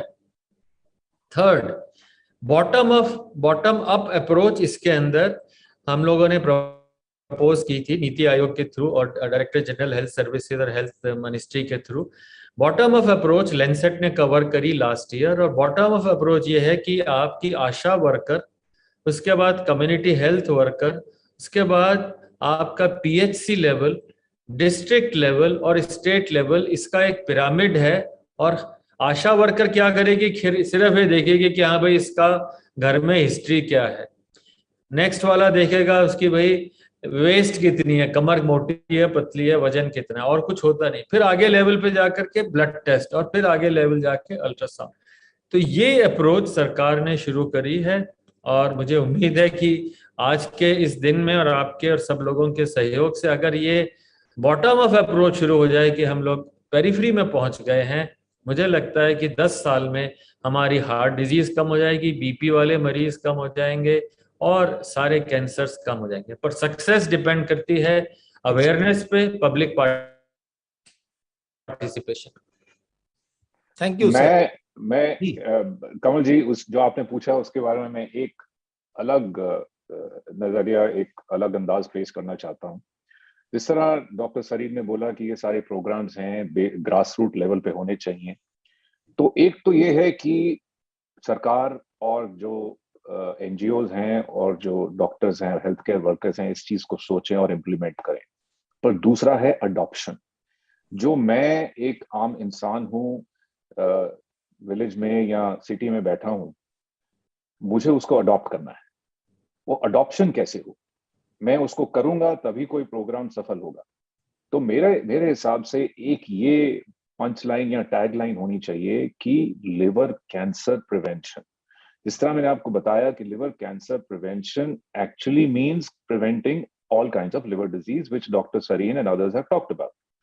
तो अगर हम इस टैगलाइन को यूज करें, क्योंकि कैंसर वर्ड सुनकर सब लोग चौंक जाते हैं, सबको ये लगता है कि लिवर डिजीज तो चलो ठीक है, कॉमन है, फैटी लिवर है, लेकिन लिवर कैंसर हो सकता है और उसको प्रिवेंट किया जा सकता है। ये एक दूर दूर तक आवाज पहुंचेगी और सबको समझ में आएगा कि अच्छा, अगर हम डायबिटीज कंट्रोल करें, अपना लाइफस्टाइल कंट्रोल करें, अल्कोहल ज्यादा नहीं लें, हेपेटाइटिस बी वैक्सीनेशन लें, तो इससे लिवर कैंसर बच सकता है। तो ये एक यूजफुल तरीका है लोगों तक पहुंचने का। Thank you so much doctor swine, बहुत ही उम्दा सजेशन है। एक्चुअली ISW काउंसिल ने एक नया इंस्टीट्यूशन बिल्ड किया है जिसका नाम है रैपिड अगेंस्ट कैंसर, और रैपिड के जो वर्ड है वो एक्रोनिम है, R स्टैंड फॉर रियलाइजिंग, कि पहले तो हर आदमी को ये रियलाइज हो कि उसको कैंसर हो सकता है, क्योंकि हम सब ये सोचते हैं कि कैंसर मुझे नहीं होगा, पड़ोसी को होगा। तो डॉक्टर वैद भी जुड़ गए हैं, तो इस कैंसर की बात करते ही हमारे साथ एक जाने माने ऑन्कोलॉजिस्ट भी हैं, तो कि सबसे पहले लोगों को ये रियलाइज, जैसे कि कोविड में रियलाइजेशन हुआ सबको कि मुझे कोविड हो सकता है, और तभी वैक्सीन को लगवाने की या प्रिवेंशन की या लाइफस्टाइल मॉडिफिकेशन, बिहेवियरल मॉडिफिकेशन की वो नीड एक्सेप्ट हुई। दूसरी चीज, practice is A stand for act now, कि आपको कैंसर हो सकता है तो एक्ट आपको अभी करना पड़ेगा, भले ही वो आप एक स्क्रीनिंग के थ्रू, टेस्ट के थ्रू जो भी कर सकते हैं, you have to be aware about it. And P stands for practice healthy habits, so eat healthy, exercise regularly and all these important things, sleep well. I stand for inform others, कि अगर आपको ये realisation हो गया कि आपको cancer हो सकता है और आपने मॉडिफिकेशंस भी कर लिए अपनी लाइफस्टाइल में, तो आप दूसरों को भी बताएं, अपने परिवार में, अपने मोहल्ले में, अपने इंस्टीट्यूशन में। And D stands for defeat cancer. तो ये रैपिड अगेंस्ट कैंसर एक पूरा अप्रोच है जिसका एक प्रोवाइडर साइड भी है, ये एक पब्लिक साइड है जिसको हम बिल्ड कर रहे हैं, और उसमें ये हम जरूर कोशिश करेंगे कि लिवर कैंसर प्रिवेंशन को लेकर के भी एक पूरा का पूरा पाथवे और उस पर एक फोकस्ड अप्रोच करें, जो कहीं ना कहीं ओवरऑल लिवर डिजीजेस में को भी मेरे ख्याल से कंट्रोल करने में मददगार होगा। So thank you so much doctor Soin for this, for very good suggestion. Doctor Makharia, आपका कोई पॉइंट, कैसे हम इसे एक मिशन मोड में डाल सकते हैं for the country? Doctor Sarin ने बताया कि जो है ये अब हमारे नेशनल प्रोग्राम का एक पार्ट है, लेकिन नेशनल प्रोग्राम का पार्ट कैंसर भी है, डायबिटीज भी है, स्ट्रोक भी है, और हर चीज में हमारे यहाँ लोग मर रहे हैं और बढ़ रहे हैं। तो शायद ये नेशनल प्रोग्राम्स का इम्प्लीमेंटेशन मेरे ख्याल से एक सबसे इम्पोर्टेंट एस्पेक्ट है। प्रोग्राम है लेकिन इम्प्लीमेंट कितना हो रहा है, इस सब मामले में भी अगर आपका कोई सजेशन हो। कमल जी, मैं 3 बार बताना चाहूँगा इन वेरी शॉर्ट, दैट हम कुछ भी करें, लाइक गवर्नमेंट कुछ भी करे, is my health, so I should be responsible for my health. Nobody can stop me drinking, nobody can force me to walk, nobody can force me to stop eating more. So is my health, so I should look after my health. The first is our responsibility. Government and all of us can support, but first thing that all the diseases are preventable is prevented by ourselves, by individual, not by any government or any program. आपकी जिज्ञासा होगी कि मैं करना चाहता हूँ, लोग मुझे हेल्प करेंगे, मैं करना नहीं चाहता तो हेल्प करके भी आपको हेल्प आप ले नहीं पाएंगे। दूसरी बात है, इज नेवर टू लेट। किसी को फैटी लिवर हो गया और SGPT बढ़ा हुआ है, तब भी फिजिकल एक्टिविटी करनी है, तब भी खाने का ध्यान रखना है, और तब भी शराब कम पीनी है। ये भी देखा गया है, जिनको एडवांस लिवर डिजीज है, जिनको सिरोसिस हो गया, लिवर फेलियर हो गया, उन्होंने वो चीज़ छोड़ी, वो जो, तो उसका फायदा होता है। It's never too late, good to prevent. अगर हो भी क्या है तो it can be done that point of time. And third, that liver disease, most of them are preventable. If we act now by our self-attitude and also by all the help from government and all the organizations, it will be wonderful. And lastly, एक और बात बताना चाहूँगा कि we take a lot of drugs. हम drug बहुत लेते हैं, कुछ पुड़िया होती है, कुछ होती है, वो भी एक हिपरटॉक्सिक एलिमेंट होता है कभी कभी। तो थोड़ी सी जिज्ञासा रहे कि वो ड्रग की जरूरत ना हो तो अवॉइड करें कि वो ड्रग ना ले। Thank you so much. Thank you so much doctor Makharia, important point है ये भी मेरे ख्याल से, जो ड्रग इंड्यूस्ड ये सिचुएशंस भी होती हैं, उनको लेकर के भी मेरे ख्याल से हमें पब्लिक हेल्थ केयर प्रैक्टिशनर्स में भी काफी कुछ अवेयरनेस इसको लेकर के की जानी चाहिए। Doctor Malhotra, your points on this? I think जो मोस्टली जो पॉइंट्स हैं हमारे सीनियर्स ने सारे इलस्ट्रेट किए हैं। The only small thing which I will like to add is, कुछ साल पहले दिल्ली के अंदर कैंपेन शुरू हुआ था स्कूल्स के अंदर, जहां जाके बच्चों से प्लेज किया गया था से नो टू क्रैकर्स। तो वो एक छोटे से एपिसोड के साथ में, एक छोटी सी प्लेज के साथ में बहुत सारे बच्चों ने क्रैकर्स को चलाना छोड़ दिया। In fact my kids tell me कि don't do it, this not good for the environment. I think कुछ ऐसा अप्रोच हमें स्कूल्स के साथ इंटीग्रेट करने की जरूरत है। Before the COVID struck, we actually every month हम अपने नियर बाय स्कूल्स के अंदर किसी ना किसी एक डिजीज के बारे में जाके रेगुलरली लेक्चर्स लेते थे और थोड़ा सा इंफॉर्मेशन स्प्रेड करने की कोशिश करते थे। So possibly along with the जो नेशनल प्रोग्राम्स हैं जो इतने अच्छे से डिजाइन किए गए हैं right from the grass root level up to the top hospitals, मुझे लगता है कि कहीं ना कहीं हमारे को एजुकेशन और अवेयरनेस को स्कूल्स के थ्रू शुरू करना जरूरी है, because that's a very captive audience. It's a population जिसके अगर माइंड के अंदर इस कंसेप्ट को बिठाया जा सके कि health as well as liver health is important, I think it will be relevant and useful for our future. Thank you so much, Dr. Malhotra. So, Dr. Sarin का ने बताया कि कैसे हेपेटाइटिस एलिमिनेशन से हम लिवर की बीमारियों को घटा सकते हैं या कंट्रोल कर सकते हैं। डॉक्टर अरविंद स्वाइन ने काफी इंपॉर्टेंट पॉइंट रखा कि लिवर कैंसर प्रिवेंशन की तरफ लोगों को मोटिवेट करके, इनकरेज करके और एक मिशन मोड में डाल करके लिवर की बीमारियों को काफी कुछ कंट्रोल में करने की कोशिश की जा सकती है। और डॉक्टर मखारिया का पॉइंट कि हमें खुद अपने स्वास्थ्य की जिम्मेदारी खुद लेनी पड़ेगी, we have to take the charge of our own health. और वहां पर ये जरूरी है कि हम ये रियलाइज करें कि हमारी हेल्थ इंपॉर्टेंट है और उसके लिए एक्ट भी हमें ही करना पड़ेगा।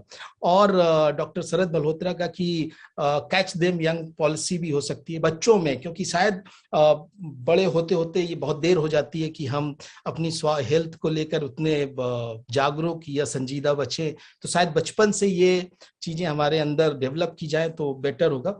मुझे लगता है ये सारे पॉइंट्स बहुत जरूरी हैं, बहुत इंपॉर्टेंट हैं।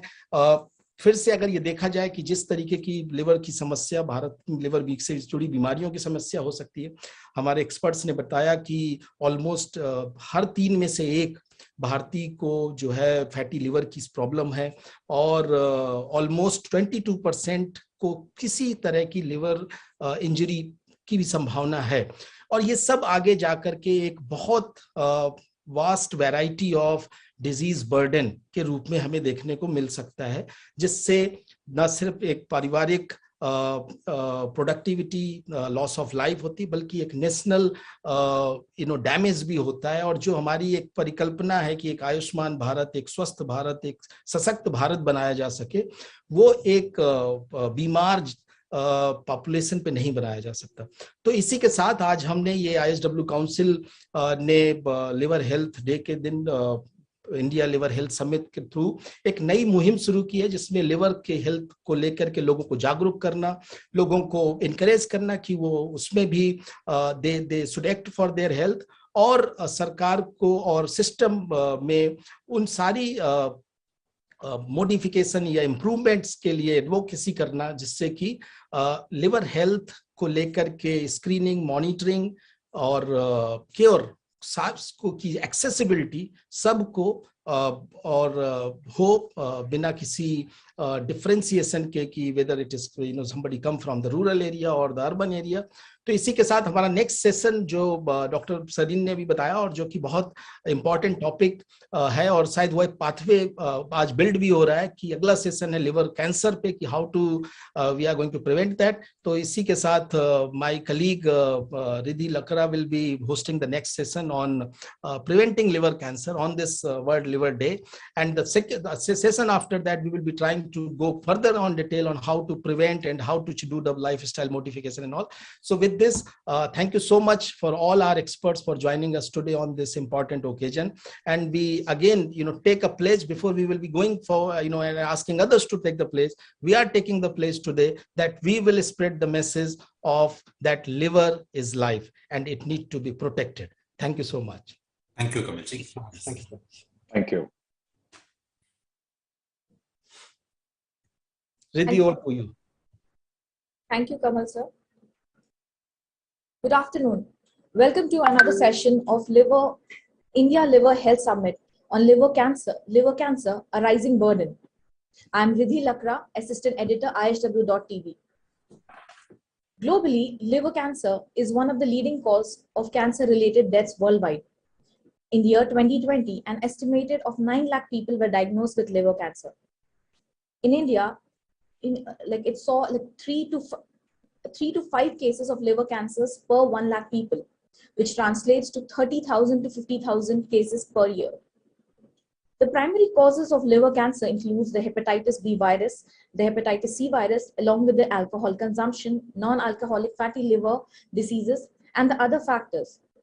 While it's a big concern how the number of cases of hepatitis virus is increasing and adds to liver cancers in people, to tackle this burden of liver cancer, Integrated Health and Wellbeing Council is throwing light upon increasing factors of liver cancer amongst Indians, talking about the new solutions of diagnosis and treating liver cancers and how we can reduce the burden of liver cancers in India.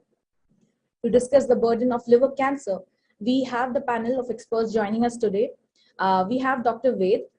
He's a chairman, Medical and Hematology, Cancer Institute, Medanta. We welcome you, Doctor. Dr. Raghavendra Babu. He's a senior consultant and director of Institute of Gastroenterology and Hepatobiliary Sciences, Cytecare Hospital, Bengaluru. We have Dr. Bhavesh Parekh, medical oncologist, Shalbai Hospital, Ahmedabad. We have Dr. Praveen Jain, senior consultant and head of the department Oncology, Aakash Hospital, New Delhi. A warm welcome to you all.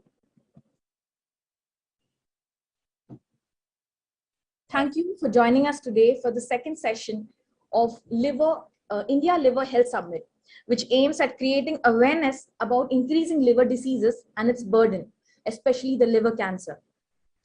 Dr. Vaid, starting from you, I want to start with you first today. Doctor, with the increased risk of hepatitis C and the hepatitis B and the other risk factors related to liver, are we, like Indians, are we at a greater risk of liver cancers? The simple and short answer is yes. And before I dwell on that, let me thank Kamalji and the IHW Council for giving me this opportunity and making me a part of the proceedings this afternoon on this very important topic. And I did join the session a little earlier, and the mantra is that most of the liver diseases are preventable. And as you also very rightly said, be it virus, be it the lifestyle, alcohol, sedentary lifestyles, and my hepatology friends understand that much better than me, because I deal with the tail end of the spectrum. Once the patients are afflicted with a cancer, the liver is already damaged. So these are two diseases in one. Liver bimar hai or bimar liver ke andar there is a cancer sitting inside. So there are two challenges. And as you very rightly pointed out, the figures, they are concerning, they are disturbing, and the way we are headed, I think if 1 in 3 are going to have a fatty liver, and also the incidence of Hep B and Hep C being on the rise, we are actually going to confront many more cases in the years to come. And look at alcohol. 20 years back, it's a hard reality that alcohol wasn't, 30 years back, wasn't as rampant. Today, alcohol is part of the society. It's an acceptance. Even gifting alcohol has become a norm. 20 years, people were not gifting alcohol bottles to each other. It's become a norm. So we are in for a much greater trouble if we don't sort of get hold of the entire issue in time.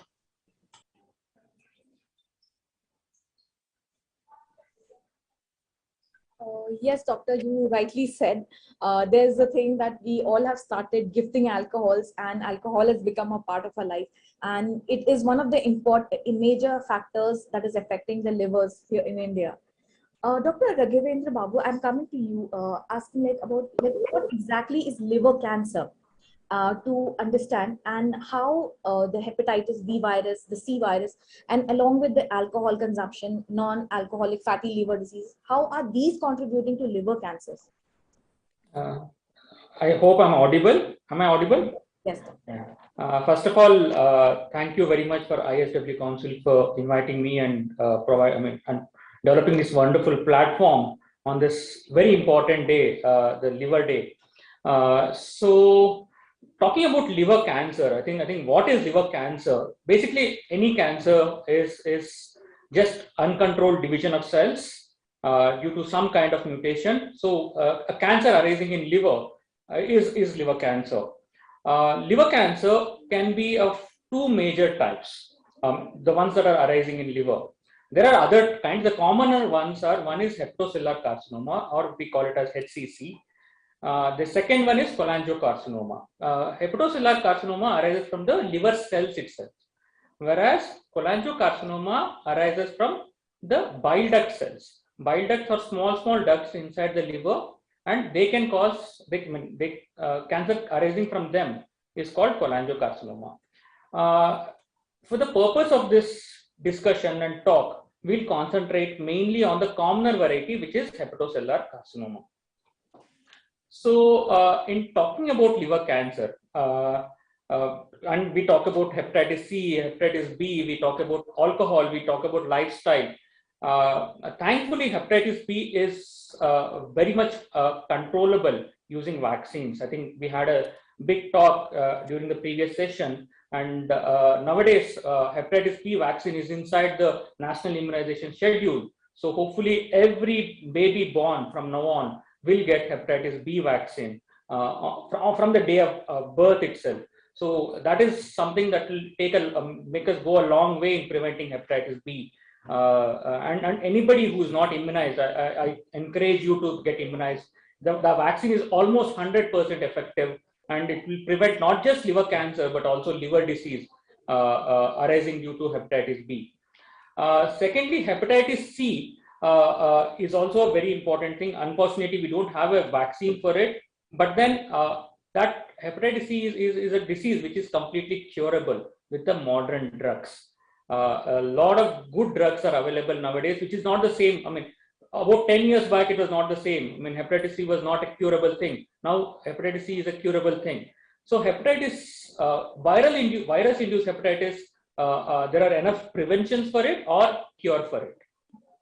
But when you talk about non-communicable liver diseases, that is something that is increasing in a big way, big way. And going forward, the number one cause of liver cancer will be non-alcoholic steatohepatitis, which is fatty liver going on to inflammation of the liver.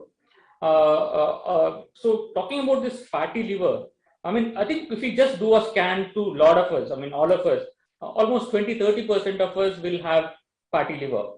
But fatty liver itself may not be dangerous. I think a lot of us have fatty livers. But when there is inflammation of liver cells due to fatty liver, then it is called as non-alcoholic steatohepatitis or NASH. So this NASH can be precursor for major liver diseases and also can be precursor for liver cancer. And that is going to be the number one cause of liver cancer going further in the entire world. So it's a simple blood test, a liver function test, a liver enzyme test can detect whether this is a simple fatty liver or a NASH or a dangerous NASH. So I think if there is a fatty liver, I would encourage you, everyone who's listening, to get a simple transaminases blood test, an SGPT, SGOT blood test, and if they are deranged, please get yourself to a hepatologist or a physician. And this fatty liver or NASH can be completely reversed back. That is one great thing here. NASH and fatty liver can be completely reversed back before it induces permanent damage or cirrhosis. Once there is permanent damage or cirrhosis, that can't be reversed back, and that will further go on to induce cancer. So non-communicable liver diseases are the number one culprit nowadays. Viral hepatitis is either preventable or treatable. So that's what we should be putting our attention into. Yes, Dr. Babu, you have said it right. I was about to come to this question. Dr. Parekh, I want to come to you. As doctor mentioned that the hepatitis B and the C1 is having a vaccine, hepatitis B has a vaccine, and the other one is curable with the drugs. But when we talk about the other factors, that is of the alcohol consumption and the obesity leading obesity. So do you think we can reduce that non-communicable form of liver diseases that is leading to cancer? Is the question is to Dr. Praveen or Dr. Parekh, Dr. Bhavesh Parekh? Okay. Thank you. Again, as a medical oncologist, I 100% agree with Dr. Babu as well as Dr. Vaid that we had so many issues that can be preventable and we should prevent. Apart from hepatitis B and C, even the obesity and other part that leading to a cancer that should be preventable. Even so many our cancer patients also have a obesity, and we also feel now in India that obesity is also one of the endemic or pandemic compared to USA. In USA, there are so many obese person, and that ultimately leads to a malignancy also. So I think that as a medical oncologist, that whatever the cause that ultimately leads, like Dr. Babu also told, the NASH or the fatty liver, and apart from other viral disease or apart from various other causes, that there are causes that is preventable. And as an oncologist, again the word one used by Dr. Vaid also, that liver तो बीमार है ही और उसमें वापस cancer आ गया. तो ये दो बीमारी हम, और स्पेशली जब हमारे पास पेशेंट आते हैं तब वो एडवांस कैंसर में आते हैं, तब हमारे लिए और मुश्किल हो जाती है. But I think to today's our topic, and as a message to the society, definitely we should do a preventable part more in the society, aware the people about the obesity and aware the people about repeatedly doing a simple liver function test or simple scan that can early detect or that can prevent also from a deadly disease like liver cancer. Yes, doctor, that is rightly said. You rightly said that doing a test in advance we can find out the liver problems, including the liver cancer. Dr. Praveen Jain, I want to come to you and ask, in the cases of liver cancers and any other liver problems, liver doesn't show any symptoms so fast when compared to the other body organs. If there is a cancer, there are symptoms. But in this case, so what is the process like? Are there diagnoses available that in advance it can tell that there are treatment? I mean, we can start the treatment early. As doctor said, like people should go and do the treatment diagnosis. I mean, the test and find out whether it is there. But apart from that, are there any diagnoses that actually can find out there's a liver problem and a liver cancer particularly? So first of all, I would like to thank ISW Council for inviting me for this platform. Regarding the question what you are asking, so particularly we are focusing on the secondary prevention aspect of hepatocellular carcinoma. So see, in hepatocellular carcinoma, as rightly pointed out by Dr. Vaid, so there are two issues. So one issue is regarding the diseased liver. So we have a scenario, almost 70 to 80% of the patient who develops hepatocellular carcinoma, it happens in a background cirrhotic state of liver. So cirrhotic state means that the liver has already gone into a chronic liver disease state. So where the liver functions, they are poor. And the other scenario is the development of hepatocellular carcinoma. So usually what we do is that we focus on the high-risk patients. So who are the high-risk category of the patients where we want to do certain tests to find out the development of hepatocellular carcinoma in the early stages. So these high-risk patients are cirrhosis because of any cause. So it can be hepatitis B or C related. It can be non-B, non-C cirrhotic, like alcohol, like aflatoxin, or we can talk about NAFLD or NASH related cirrhosis also. So cirrhosis because of any etiology, if it is there, so these patients are high risk and they have good 1 to 3% of incidence of development of HCC every year.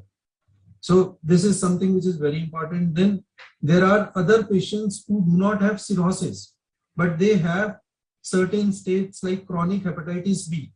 So chronic hepatitis B, in these patients without cirrhosis also HCC can develop. But if we talk about hepatitis C, so usually in hepatitis C state, so there has to be cirrhosis prior to development of HCC. So these are the dictums what we have seen. So in hepatitis B state, chronic hepatitis B infection, so those patients who have deranged liver functions, like a simple test of SGOT and SGPT liver enzymes. So if they are deranged, and if the HBV copy numbers are very high, so that means the hepatitis B viral load is high. So these are again those patients who comes in the category of high risk. So these high risk patients, they should be subjected to surveillance. So what is surveillance? So when we do a screening for any cancer and we do it on a routine basis, so that is called surveillance. So if in hepatocellular carcinoma, we usually do the ultrasound of the abdomen, that is a mandate in high risk patients, and we do it every 6 monthly. And we can improve the sensitivity of these screening tests by addition of a simple blood test, which is a cancer biomarker, HCC biomarker, that is alpha fetoprotein. So these are the two tests which can lead to detection of hepatocellular carcinoma in the early stages. And then there are almost 60 to 70% chances कि हम लोग इस cancer को cure कर पाए. अगर हम लोग उसको अर्ली स्टेज में डिटेक्ट करते हैं तो फिर then we can cure the cancer. So these are something, there are set guidelines regarding the HCC screening protocols, and worldwide people are using ultrasound plus alpha fetoprotein level both on a 6 monthly basis. But in India, as per our guidelines, Indian guidelines, we only do ultrasound abdomen every 6 monthly, and on the basis of availability, and we can add alpha fetoprotein also into the screening guidelines. Thank you, Dr. Jain. Dr. Vaid, I want to come and ask you about, there was a shift we saw a lot of during the pandemic. People were getting aware of the diseases, the mental health diseases, all sort of diseases, and people started reading more. So do you think there is a change, and our people are getting aware about especially the liver cancer and the liver related problems, and has this added on to the early diagnosis of liver cancers here? So to an extent, I agree that people were more sort of active in seeking information because everything had gone online, and people had the time, people had time to invest into their health and into their well-being. But I'm not sure how much of impact it would have had, you know. And health to a large extent, and cancer to some extent, is not something which everybody wants to discuss and probe on a day-to-day basis. I'm being very upfront. I'm being very candid about it because I've had, you know, several experiences where people don't think cancer is a priority, you know, up on the list. And rather the lifestyles have gone bad. You know, people have been confined, people have picked up fatty livers. We have been following up patients who came back after a year or 2 years after their last follow-up. They had a normal liver then and now have a fatty liver in 1 year time or 1.5 years time, you know. So it will be a very hard to answer question objectively, how much of impact it would have had. Maybe it's a mixed bag. Some would have been impacted, and a lot of us still not impacted. Because there are many other pleasures in life, you know, entertainment, everything, competing. Who wants to read cancer? Nobody wants to read cancer, actually. As an oncologist, I'm telling you the hard fact of life. And then when you discuss about people, you talk to, actually, you know, people come to us with mouth cancers, with liver cancers and everything. And when you interview and find out how many of the other family members are tobacco chewers or alcohol users, plenty of them, and then they have not been affected actually. And then we probe them and prod them that quit, and then create a list in your lifetime that you have made another 50 people quit tobacco or another 30 people quit alcohol. So that's the type of scenario which happens in the clinics on a day-to-day basis. It's a difficult proposition to answer. I'm honest about that. But Dr. Vaid, do you think that there should be much more awareness now about the liver-related problems and how it's leading to the cancers? Oh, So definitely, we definitely. need more awareness? Definitely, yes. And then particularly from the standpoint that most of the liver cancers are preventable. The viral driven, as very elegantly pointed out, that you have the vaccination, universal vaccination. Every kid born will get the Hep B vaccination. So Hep B is taken care of. Hep C, there is such an effective treatment that an individual can get rid of the Hep C. So two major causes of cancer causation or the carcinogenesis in the liver, which are viral driven, are being taken care of. And over a period of time, the control of this disease, because on account of these two viruses, would actually go down. Now, the third is the lifestyle. Dr. Bhavesh mentioned about obesity. 20% of the cancers are linked to obesity. This is a WHO alert now. And then liver cancer is one amongst them. So, and obesity is not linked only to an overweight situation. It leads to a myriad of metabolic issues, and which is the reason for the oxidant stress, and which is the issue for causation of cancers. Liver is one of them. So lifestyles, which would contribute to 20% of the cancers, of course, are one of them. That is another preventable area. Control obesity, you would control 20% cancers, you would control diabetes, heart would be better, blood pressure would be better, bones would be better. So it's like a package one gets. So there was a discussion in the previous panel, and since I joined a little early, that catch them young, get the schools to have a chapter on good health, get the schools to have teach these kids, because till the age of 25, you are not exposed to it, and you believe that nobody talked to me about good health. Maybe this is not an important topic in life, but if you start teaching them, and the school has a huge impact. A 7-year-old comes home and says, my teacher said it. That's the best way to go about it. They may not believe their parents, but they believe their teachers. And if the teachers tell them that good health, these are the components of good health, and these are the parameters to a 14-year-old kid, I think that's going to have a major impact.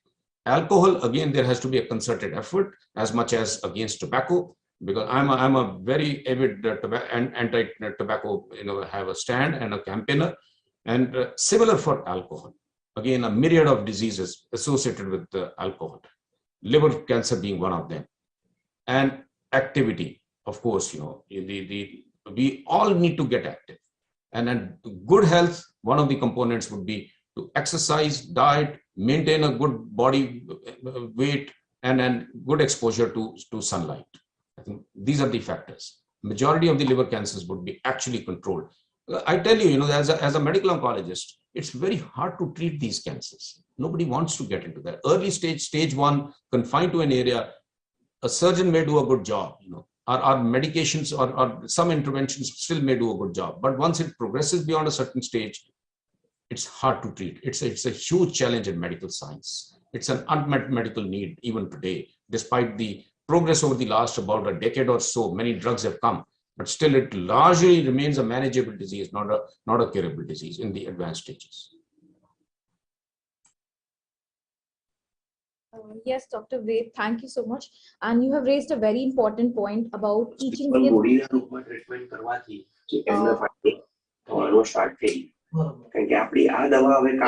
important point that how teaching kids at school about their health at early age can be good, and learning at an early age, the students talking about health and teaching their parents as well. And it's like a life circle what they are learning. I think that's a very good point. Apart from that, you spoke about the treatment. So I was about to come to this treatment topic. Dr. Raghavendra, we have seen like there is a increase in research and the advancement. There are advancements and the treatment option. Can we know about what are the advanced treatment options for liver cancers? And has during this over this years has this increased? And I mean, there are solutions to liver cancer treatments? So, coming to treatment of liver cancers, obviously prevention is better than cure. As Dr. Vaid said, advanced liver cancers are very difficult to treat. So, detecting them early is the key. In treating liver cancers, we'll have to take care about two things. I mean, one, the cancer itself, and second, the liver itself. Most of these liver cancer patients also have an advanced liver disease, liver cirrhosis. So sometimes this liver cirrhosis is actually more dangerous than the cancer itself. So that is what we have to sort of remember. We may treat cancer, but patient may die of liver cirrhosis and complications of liver cirrhosis. So taking both along, I mean, treating both is actually the priority here. When talking about treatment of liver cancer, there are various different treatment options. As with any other cancers, any cancer will have many different treatment options. Even with liver cancer, it's the same. Coming to the options, I mean, early cancers, very small lesions can be treated with interventional radiology by just putting a small needle into the tumor and burning it off using either microwave or radiofrequency ablation. These are very small nodules. They're quite rare for us to find those patients because most of them present at a very advanced stage. Then coming to surgical options in treating liver cancer, as with any solid organ cancers, I mean, surgery forms the only chance of curing liver cancer. Surgery can be either to remove the cancer, doing a hepatectomy, or the other part of surgery may be liver transplant, where we remove the entire liver and put in a new liver. There are various guidelines. I think that discussion will be quite a long discussion if I start having that discussion. How to choose between transplant versus hepatectomy or removing the tumor.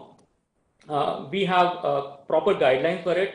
Obviously, transplant is chosen for those who also have advanced liver disease or cirrhosis. And for those who don't have advanced liver disease and have a comparatively normal liver, we probably advise them a hepatectomy or removal of that cancer of the liver. Sometimes these liver cancers also infiltrate into the major blood vessels of the liver, the portal vein, the hepatic veins of the liver. Then upfront surgery may be a very difficult thing to do.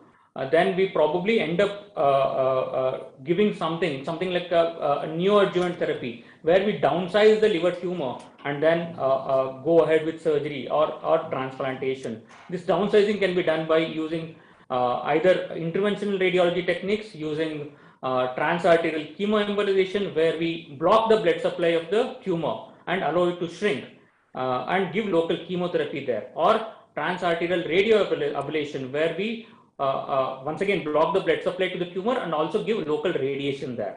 That can also be done using medical treatment. There are a lot of drugs available nowadays. There are most of these are oral drugs. There is sorafenib, there is lenvatinib. These are drugs to control the liver tumor. But then I think talking about this in medical oncology point of view, the next advancement is with immunotherapy and liver disease and liver cancers. I think there has been a lot of research going on regarding anti-PD-L1 treatment and immunotherapy regarding liver disease, and it's a very promising area. But then right now it's still a promising area because percentage of people who respond to these immunotherapy is still about 20 to 30% only.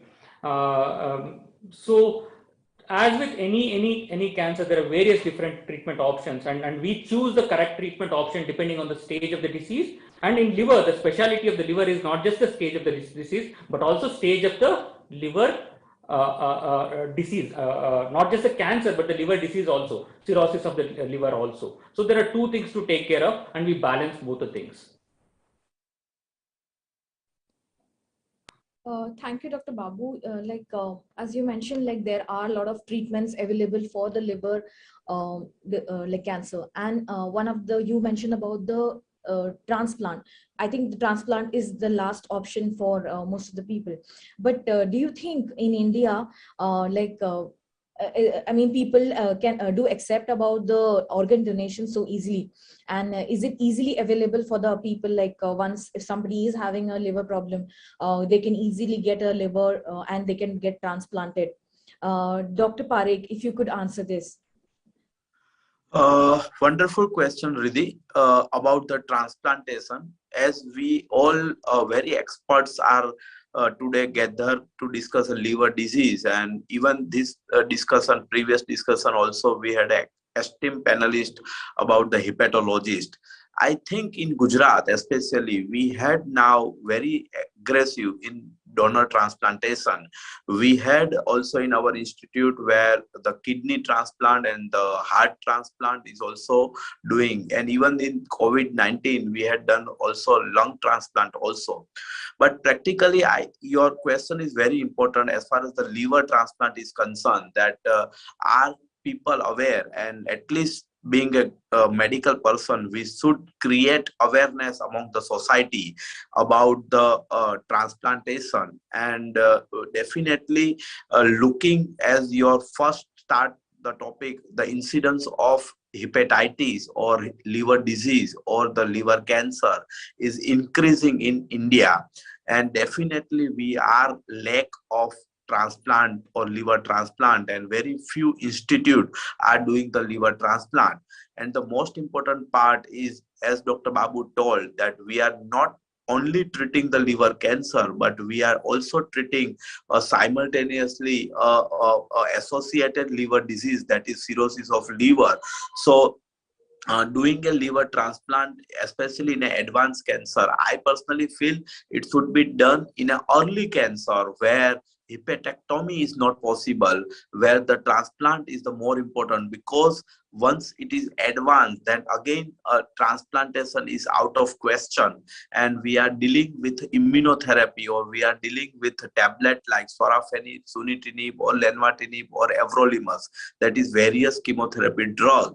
And we all know that very few chances, even on chemotherapy, on targeted therapy, on immunotherapy.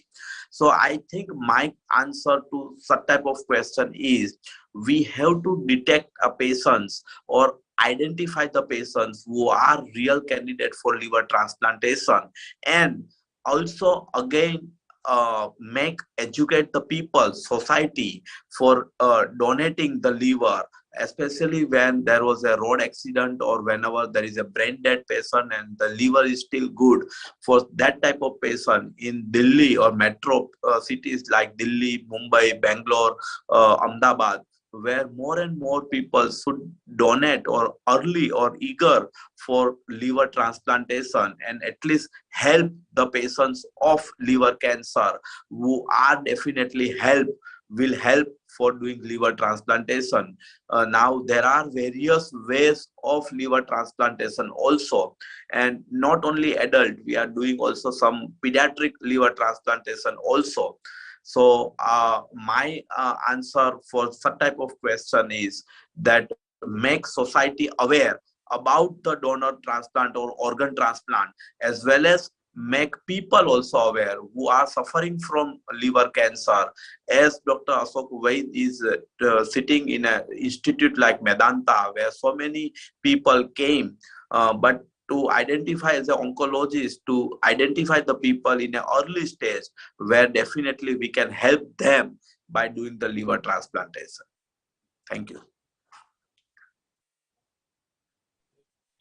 Yes, Dr. Parekh, you rightly said that we have to create more awareness about the organ donations, particularly about the liver, so that we have more and more easy treatment options for the others. Like Dr. Praveen, I want to ask you, Doctor, we talk about the various treatment options here in India, and there is a very I think there's a very big gap. Like now that we have seen, like during the COVID, we saw that the global health systems are helping out, like, and liver is no different, liver cancer is no different. So how do you think people like living with chronic liver diseases and particularly liver cancer can be prioritized with Indian health system, and should the government be giving more medical schemes, and should they provide more medical schemes particularly for the liver cancer and the other liver diseases? So that's a very, very good question, because comparing to the Western world, India is way behind those countries in creating awareness, in creating registries for cancer, and also regarding the donation of organs. So I think the way to move forward for liver cancer or liver diseases, first of all, you create awareness. So cut down your risk factors. The second thing is, even if you have developed cirrhosis or chronic liver disease, then you should be under a regular surveillance protocol.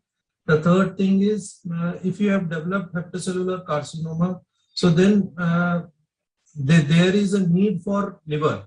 So the donor has to be there. So there are two kind of donors which are who can give liver for a recipient. So one is the deceased liver donation is there. So those people who are brain dead, as rightly pointed by Dr. Bhavesh, those people who die in an accident, those people who are brain dead. So those are the best scenarios where a liver donation can occur, or may it be other organ donation also. But apart from this, there is a live donation of liver also. So any of your family members, the same blood group, so they can also donate liver for their kins, and that is a very good way of see the criteria is also. So wherever we talk about a liver transplantation in hepatocellular carcinoma, so there are set guidelines, so which are the patients who can be considered for liver transplantation. We can broaden the indication if we have availability of a live donor. So this is again very important, that there has to be a proper protocol, proper program for organ donation. We should encourage people for organ donation, and if we are pre-planning it, then only it is possible. So we have to make aware of people that your organ can be used for some other people, and there are a lot of organs which can be used after your death. So nobody is going to take their organ while they are alive. So that awareness has to be there. So in those cases, when a person dies, so a family member, then it is not only the person who dies. So it is about the family member also. They should also be educated regarding the organ donation.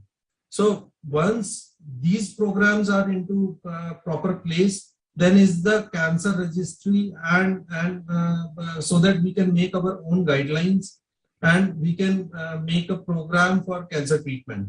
So regarding the health schemes, so yes, if we talk about India as compared to the Western world, so our insurance coverage is very less. Even if we see the affluent part of the society, so they also might be having a coverage of maybe 5 lakh, 10 lakhs, 15 lakhs. And when we talk about a liver transplant as such, so we are talking in terms of 30 lakhs, 40 lakhs. So the cash crunch or financial burden also comes on to the family. So there has to be some scheme from the government side. And it is not only the affluent society, about the low socioeconomic strata. So because these are the particular patients who have a lot of obesity issues, a lot of alcohol related issues, and a lot of the toxin related issues. And so we should cover not only the affluent society, we should also cover the lower socioeconomic strata into all these health schemes, and they have to be realistic. So if a government is giving you a health scheme of 2 lakh rupees per year, so that is particularly of no use when we talk about these cancer treatment and regarding the liver disease treatment. So it has to be more. You can just take some amount from the salary of the persons, and you have to create a proper insurance channel with which treatment is possible for everyone. So in fact, this UICC this year, the agenda is to removing the gap between the healthcare and healthcare providers. So the persons, and so healthcare should be made available to everyone. And so this is the reason there has to be a proper health scheme to make the healthcare available for every person. Yes, Dr. Jain, thank you so much. Dr. Vaid, I just want to come to you again asking the similar question about the schemes here in India. The Ayushman Bharat scheme, that doesn't provide people with the treatment, especially for the liver cancer treatment. So is there any other alternative that the government can, you suggest that the government can start for people like this? You know, if we if we look at the common cancers, what is the major disease burden in the society? I think everything is dictated by that. The government schemes are dictated by that. Fund allocation, the amount of time, money, and resources spent would be commensurate with that. Now, India is burdened with a lot of cervical cancer. We are almost the world capital of cervical cancer, and our incidence rate is so high. So that's a priority area. The tobacco-linked cancers, upper aerodigestive tract, mouth, lip, voice box, lung, everything. Third is breast cancer, and then so on and so forth. Liver cancer actually drops down in the list. Now that's number one. And the fund allocation, to my mind, the planners or the healthcare provider, you know, with all those people who are sitting at the top who are planning would have thought about it. But then the Ayushman Bharat does not discriminate between a treatment which is to be taken at home or which is to be taken in the hospital. And a lot of oral drugs are actually admissible in the Ayushman Bharat scheme. You know. And it's a good beginning, actually. They had to make a beginning somewhere. Now, having made a beginning, I'm sure it's going to get better. And we are hearing that they have brought many more other diseases within the ambit of the Ayushman Bharat, and many more cancers are being allowed, and a lot of drugs to be taken at home are being allowed to be admissible under the Ayushman Bharat. Because liver cancers may have diseases, drugs as already pointed out, like sorafenib or lenvatinib and all those, which don't need to be taken in the hospital. These are oral pills to be taken at home. It's a good beginning. And then they've already allowed, I think that's a good news for the Ayushman Bharat. You know, the beneficiaries. Okay, doctor. Thank you so much, Dr. Vaid. And I want to come to Dr. Babu. Like, doctor, there is we see there is a big gap, like among the stakeholders who actually bring change in terms of the preventive care, diagnostic, treatment, and overall monitoring tool related to the cancer control. So like the government is still working towards in different ways, like in terms of the hepatitis viral, they are working with the immunization programs. There is safe drinking water, there is Swachh Bharat mission, and then they are assuring also the safety of the blood and the blood products as well. So doctor, where do you think that there is a gap and we are not able to fill that gap? And maybe in the terms of the treatment process, maybe in terms of the awareness, where do you think we are lacking? That's actually a fantastic question. I mean, the areas that we are lacking are quite a few. The areas, I mean, I think the first thing is primary education itself. I think educate, right, starting from young children. Primary education, we really are very much lacking. Even in our syllabus, there's not much of preventive health in that. I think primary education plays an important role in preventing major diseases, especially lifestyle related diseases like liver. So that is something that we have to do. I mean, bringing alcohol, I think alcohol and smoking should be, I mean, ideal situation should be banned, but I know it's, there's a lot of economics at play, and there's a lot of other things at play, and these things are not being done. But in an ideal scenario, I think just taking out alcohol and smoking would decrease almost 20-30% of the entire cancer burden in the country. So that's a huge thing. I think not just smoking, I think any form of use of tobacco. So these things should be banned. I think that is a great, that should be a priority for any government that comes in. Talking about this medical schemes, I think even though there has been a lot of advancement, I think there's a big talk now, and I think it's already being done, that Ayushman Bharat is going to include liver transplantation. They're going to give 14 to 15 lakhs for liver transplantation, and that is something that is very workable capital for doing a liver transplantation. So that's a great initiative that the government is coming up with.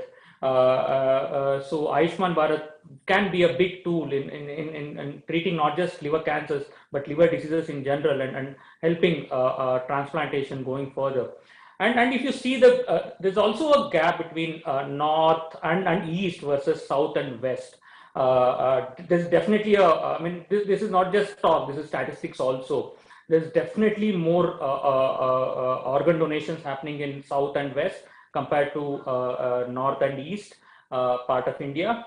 That's also related to the celebrities and people coming out in support of treating and donating organs. Also, I think Tamil Nadu led by example. Maharashtra caught up. Kerala and Andhra and Karnataka are also almost catching up to that extent. I think talking about Karnataka, our health minister tweets every time there's an organ donation. Health minister tweets it, and that comes in the local newspapers all over the state, that this guy, this person donated his liver, kidneys, and it helped 8 people, 9 people. This is coming out regularly after every donation that is happening. So that's actually a fantastic thing that is happening. So these things should happen all over the country. So that is helping donations happening especially in southern part and western part of India. I think we should take the example of Tamil Nadu and Maharashtra and spread it everywhere. There are also a lot of foundations. Mohan Foundation is a fantastic example.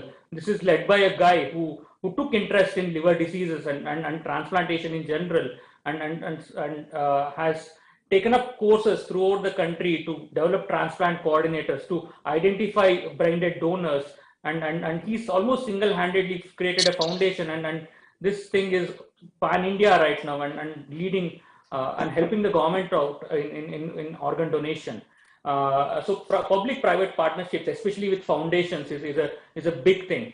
Also, there's a lot of crowdfunding happening nowadays to treat liver diseases, especially with liver diseases in young children. There are a lot of liver diseases that can happen in young children also, and most of these are treatable, properly treatable, and some of these may require transplantation, but some of these may require some other drugs. And this is where crowdfunding and social media is helping out with this. So there are a lot of lacunae, but I think there are a lot of people, especially foundations, public-private partnership, that are coming up and in filling these lacunae. Thank you, Dr. Babu. You have mentioned like a very interesting points, like various points you have mentioned about the crowdfunding, about the gap between the north and the west and the northeast, and how we can ban tobacco and the smoking that can reduce the non-communicable form of liver diseases, and the primary education. That's another important aspect which Dr. Vaid also spoke about earlier. Coming to the end to the session, I would be liking requesting a closing remark on how we can prevent liver cancer, and should immunization be one of that, or there should be more solutions like reducing the other risk factors of non-communicable liver problems. What should be our priority? Dr. Parekh, we'll start with you. Thank you, Regi. As closing remark is very important, and I am totally agree with esteemed panelists, especially Dr. Vaid started, like alcohol is a very common thing now, and gifting to alcohol, like some type of norms also we should stop. And alcohol is really a big enemy. As well, the hepatitis C and hepatitis B. India had done so many good things also about the vaccination, like COVID-19 vaccine, but more and more infrastructure, more and more village, more and more 2-tier city, 3-tier city, we should use disposable needles. We should do a very good screening about the blood products. various sexual activities. To prevent all these things, definitely decrease the incidence of not only liver cancer, but also a very non-communicable disease, as well as cirrhosis of liver and the fatty part, as well as NASH, non-alcoholic stereotactic hepatitis. So my take-home message through this platform, that definitely more education, the not only society, even the medical workers, the health workers, the IABNs, the workers who are working in a primary health center should be aware about the liver disease as well as liver cancer, and the treatment part also. Very good part. Various health scheme, various government scheme also should be part and take care, and we should fight against this so-called dreadful disease. Thank you. Dr. Praveen. So what I would like to comment is, so there are 3 steps of prevention or treatment. So first is the primary prevention. We should cut down on our risk factors for chronic liver disease or hepatocellular carcinoma. We have to do hepatitis B vaccination. We should educate people for that. Like Dr. Vaid said, the education has to be given at the primary level only, and the school, they should have a particular education about these risk factors at the school level only. Then the third is a healthy lifestyle. It should be attained. We should do regular exercises, and alcohol and smoking, they should be abandoned. Apart from that, if anybody is having any metabolic conditions like diabetes, or if fatty liver is there, so I think we should try to take care of these factors as well. And whenever a person develops hepatitis B or C, they should be properly treated so that we do not get into a state of chronic liver disease, and these things are taken care of well prior to all the to development of CLD or cirrhosis. So this is regarding the primary prevention. And if a person is having a high risk state, then these persons should be regularly they should undergo screening protocols so that we detect HCC in the early stage. And thirdly, whenever the HCC is there, so then we should treat it. And for that, government should encourage for these health schemes, like Dr. Parekh told that Ayushman Bharat, so they are also incorporating liver transplantation into the purview of it. So I think these are some factors which we have to focus on. Then we can create a healthy liver and we can prevent hepatocellular carcinoma. Dr. Vaid, for closing remarks. I think most of it is already been said. It should be prevention, prevention, and prevention. Look after your liver. Don't allow the disease to happen.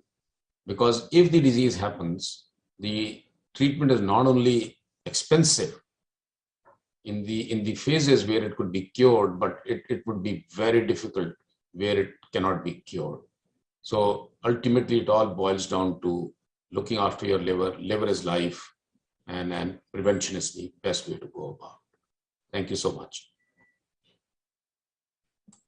Thank you, Dr. Vaid. Dr. Babu. So closing, I'll say the most important thing for everyone, and that's what this platform is achieving, is about awareness. Being aware that liver diseases and liver cancer are completely preventable, and early liver disease like a fatty liver, non-alcoholic steatohepatitis, alcoholic hepatitis are all reversible unless they go into late stage cirrhosis. Most of these are reversible. So awareness that these are preventable, these are reversible, and also early liver cancers are curable. And even liver cancers with hepatocellular carcinomas are curable if it is detected at an early stage. So awareness about all this is going to take us a long way. in battling liver cancer.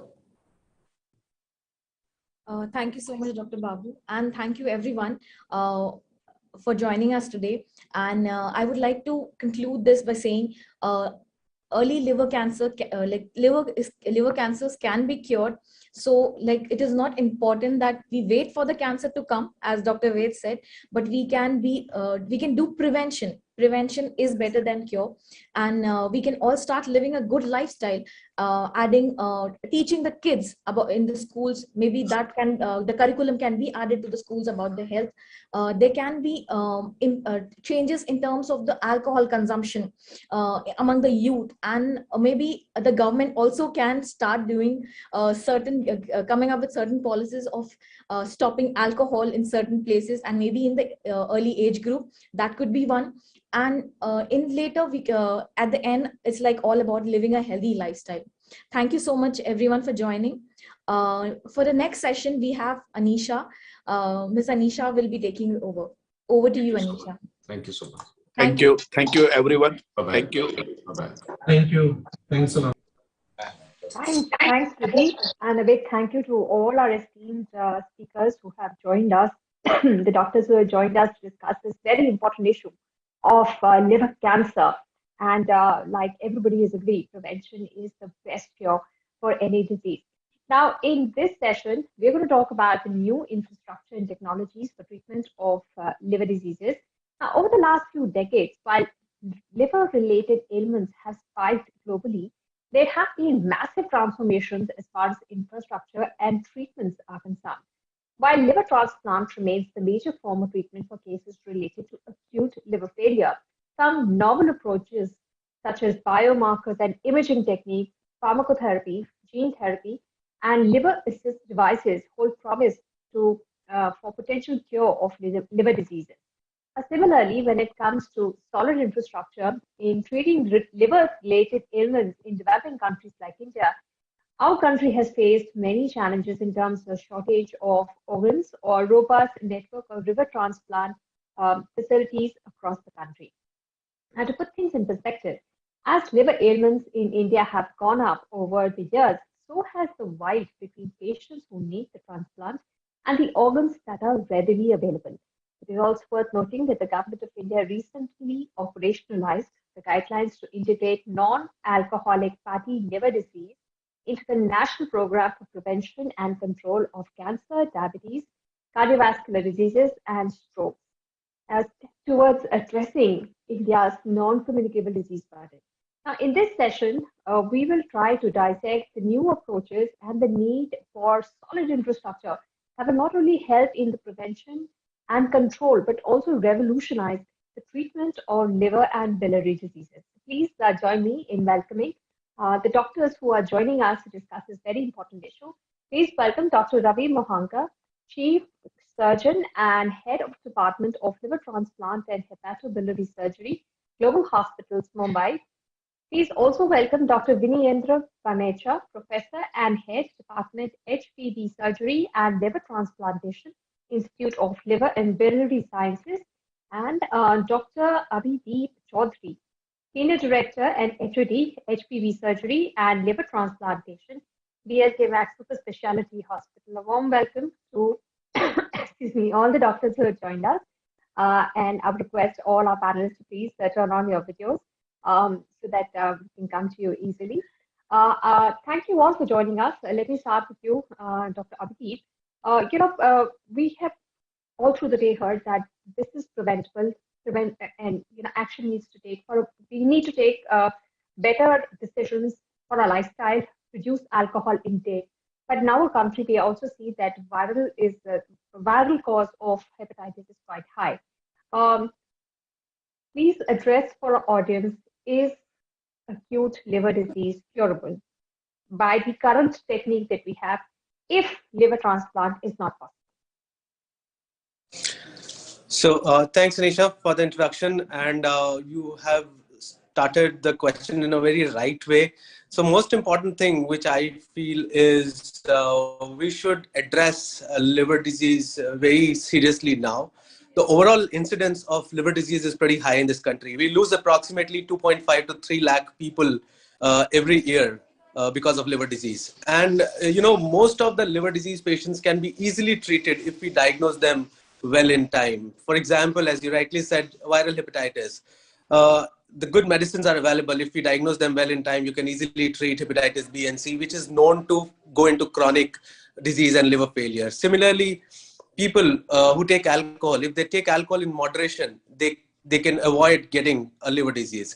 And third and foremost, the disease which is increasing rapidly is non-alcoholic steatohepatitis, which is like, in the common words, we call it fatty liver associated liver disease, and the complication of fatty liver. So this is basically a lifestyle related disease, sedentary lifestyle, our eating habits, and certain diseases like diabetes, and also predisposed to these kind of liver disease. And again, this is something which can be addressed well easily if we diagnose well in time. So I always say people who are at high risk for liver disease, we need to identify those people and screen them so that we can treat them easily. But when the stage comes that the patient is already in liver failure or has developed liver cancer, unfortunately, there is nothing much curative option available other than liver transplant. So better to address these diseases is to identify well in time when they can easily be treated by medicines. Right. Dr. Pamecha, I think the biggest problem in our country is that nobody moves if they are in an initial stage of the disease. And a liver dysfunction can have very vague symptoms. So what people do is अपने आप ठीक हो जाएगा, कुछ पेट की problem है, they delay their own diagnosis. And like Dr. Abhijit has said, in early stages it's very curable. In later stages, you only have a transplant. Some people even have this attitude, transplant hai na, why worry? What are the issues with transplant? What are the challenges we face in our country with liver transplant? Thanks, Anisha, for having me here. So, liver transplant is a huge challenge actually, and as Abhijit and others I think pointed out over the day, this is a last resort which comes in. So, prevention is always a better. Now, when we take the transplant scenario in the country, so as Abhijit said, about 3 lakh people die of liver disease in the country every year, and out of this, actually 30,000, maybe about 40,000 can be saved with timely transplant. And currently, we are doing around 2,000, maybe around 2,200 transplants a year. So there is a huge gap in between how many people need transplant and actually what is happening. And the one of the other things is transplant obviously is a very expensive treatment as well. So the first thing first is the organ donation rate per se in the country is very low. And currently, if we see 95% of the transplant which are happening is with a live donor liver transplantation, which is one of the family members have to donate a part of the liver. And if we see how many live donors actually, because of the nuclear family and because of the rising incidences of liver disease per se, so there won't be many fit donors within the family to donate. So the only option is to have a cadaveric, that is the brainstem donation, which is what should be happening, because there is a risk to the live donor as well when they donate a part of their liver. And so it's very important to increase the awareness about brainstem donation after brain death. And so that can only pull the numbers which are needed in the country to do the number of transplant which we currently need, which is about 50,000 a year. So there's a huge gap between the available resources we have and the number of patients actually needing treatment. And this gap really needs to fill in by increasing the number of cadaveric donation and also to decrease the cost of this treatment which is available.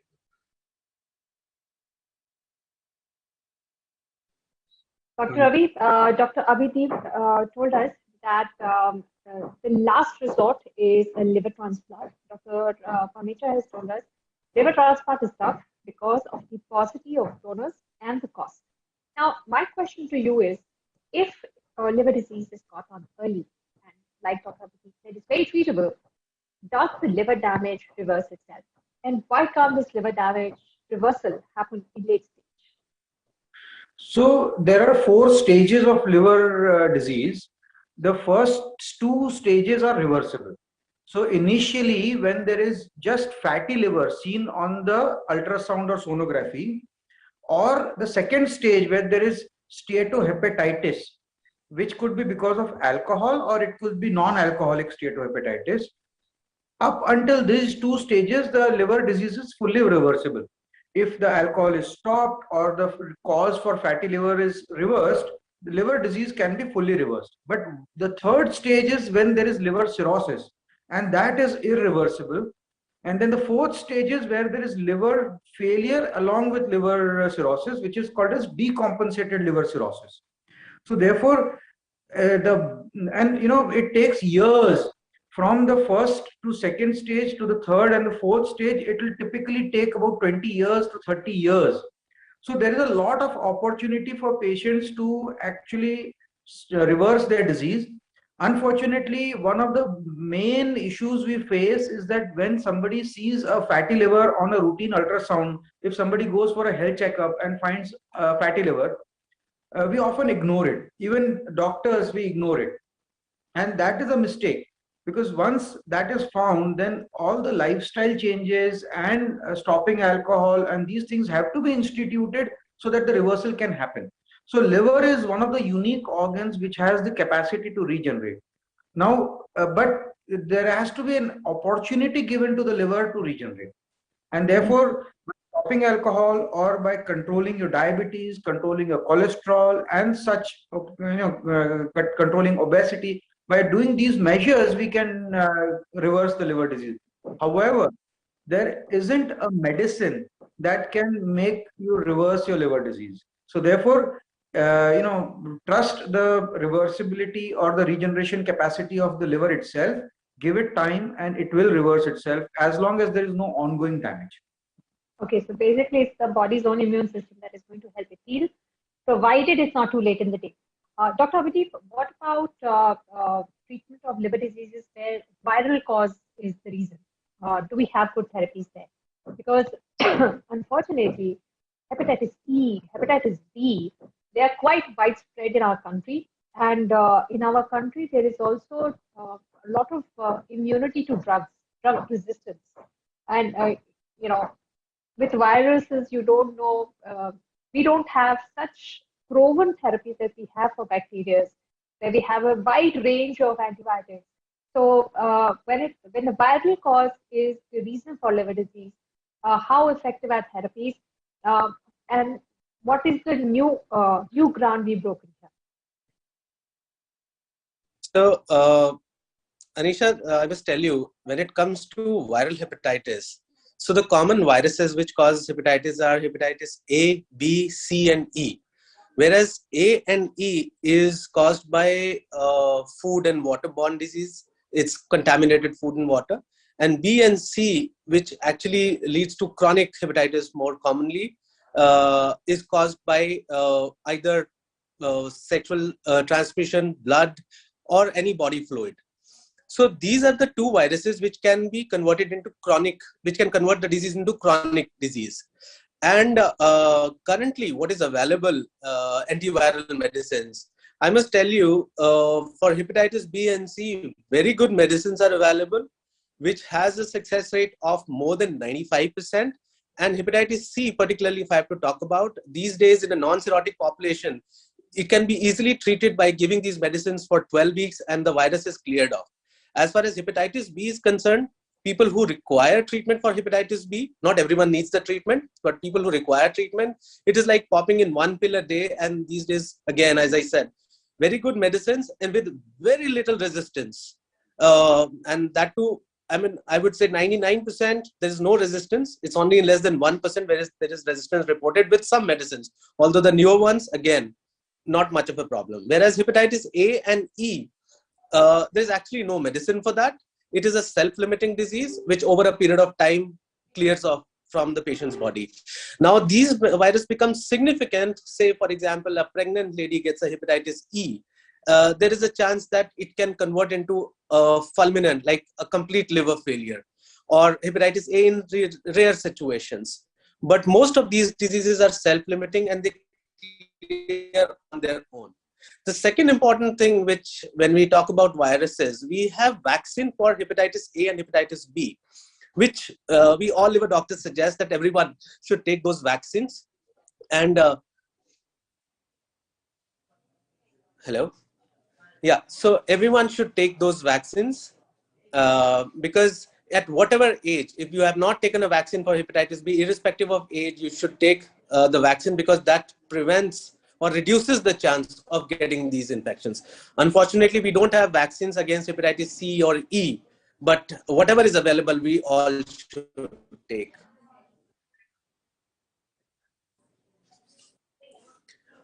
Anisha, you are on a mute. Oh, sorry. Dr. Pamecha, in your experience, we've heard Dr. Abhijit talk about antiviral therapy, which is available for the common viruses that cause hepatitis. And of course, some are the self-limiting ones. But I know of people who have succumbed to fatal hepatitis, which is a very sorry thing in a country where, you know, in a world where drugs treat so many things. Now, on diseases that are self-limiting, how can you aid the body to be able to eliminate the virus and reduce its effect? Are there any therapies available? Because I think Dr. Ravi spoke about brain stem cells, but you know, that is another frontier itself. Is there anything else? Any anti-inflammatory drugs that can be taken that can help the body fight these viruses, the self-limiting viruses, better? So if I get your question right, you mean to say that apart from the viral therapy, is there anything else which can help a patient to recover from this disease, right? Yeah, because I believe there are studies underway about anti-inflammatory diseases, anti-inflammatory drugs that can be given that can help in the revival of the damaged tissue and the reduction of the inflammation that helps the fibrosis go down and, you know, for the organ to revive. So I'm just trying to understand, do we have these as good, does this pathway actually work? So, to be honest, there have been quite a few trials on antioxidant, antifibrotic therapies to help liver regeneration. I don't think at this stage, I don't think it has come into common practice, but there are a lot of developments going on in terms of reversing fatty livers and reversing NASH and reversing fibrosis as well. And obviously, these are now phase 3 trials which are going on. And once we have the results of those, then probably we will know more in terms of. But there is a lot of research going on in this area. And I'm quite sure that the way the pharmaceutical industry is going on, probably we will have more drugs in helping reversing the damage process. So obviously, this is all at the early stages when you have early fibrosis or early inflammation in the liver. Okay, and I think apart from antiviral therapy, the most important thing is because there is a compound of injury in the liver. So when you have a liver injury, virus is one part. Then nowadays, because we know that the fatty liver disease, NASH is so common. And then on top of that, alcohol comes in and the other lifestyle changes which have happened with the changes in our lifestyle. So any patient who has got any liver disease, either it is viral or alcoholic or fatty liver disease, they should actually then cut down on all other factors as well, because it is the compound of the energy. So it's the way it behaves, it's 1 + 1, it becomes 11 actually, not 2 in liver disease. So when you have one injury and then you add on to 1, this will become 11. It is not going to be just 2. So what you're saying, Dr. Pamecha, is that if your causative reason for liver disease is a virus, don't go have that glass of alcohol. Is that what you're saying? Yeah. So you should be stopping alcohol, smoking, then lifestyle changes, diet, exercise. All those need to come into play in order for the liver to regenerate and to maintain it for a longer time. Okay, so even if it isn't your own fault that you have liver disease, it is your responsibility to get better, and one needs to take care to do that.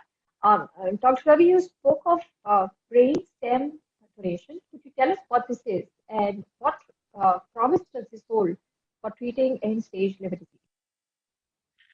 Sorry, what was the question again? Did you speak about brain stem donation? Oh, brain death donation. Yes, yes. Yeah. So basically, there are two ways that a person can get a liver for transplant. When somebody needs a transplant, they have to get a liver from somewhere. There are two ways. One is either a family member donates part of the liver, but somebody who has died because of a liver, that person's family, when they consent or they want to donate the organs of their loved ones, in such a situation, heart, liver, kidney, all these vital organs and some other vital organs such as lungs and intestine and pancreas also can be used for transplanting into patients who have end-stage organ failure. In our situation, it's end-stage liver failure, for which you get a liver from a brain death person. Now, there are certain things that we need to know. So one is that not all deaths are brain deaths. So a lot of common deaths which are because of heart stopping, they are called as circulatory deaths or cardiac deaths. Whereas when there is irreversible damage to the brain, which is such as in trauma or a intracerebral bleed, and some such situations, only in those situations the person will have irreversible damage to the brain, but no damage to other organs in the body. Now, these contribute generally about 2% of all deaths in the country. Now, once that happens, then the family has to give consent for organ donation. The potential donor or the person who has just passed away has to undergo a formal set of testing, which is done twice by a set of 4 doctors, 6 hours apart. Once this formal set of testing is done, then the person can be certified as brain death. And once the person is certified as brain death, then the process of organ donation can be done.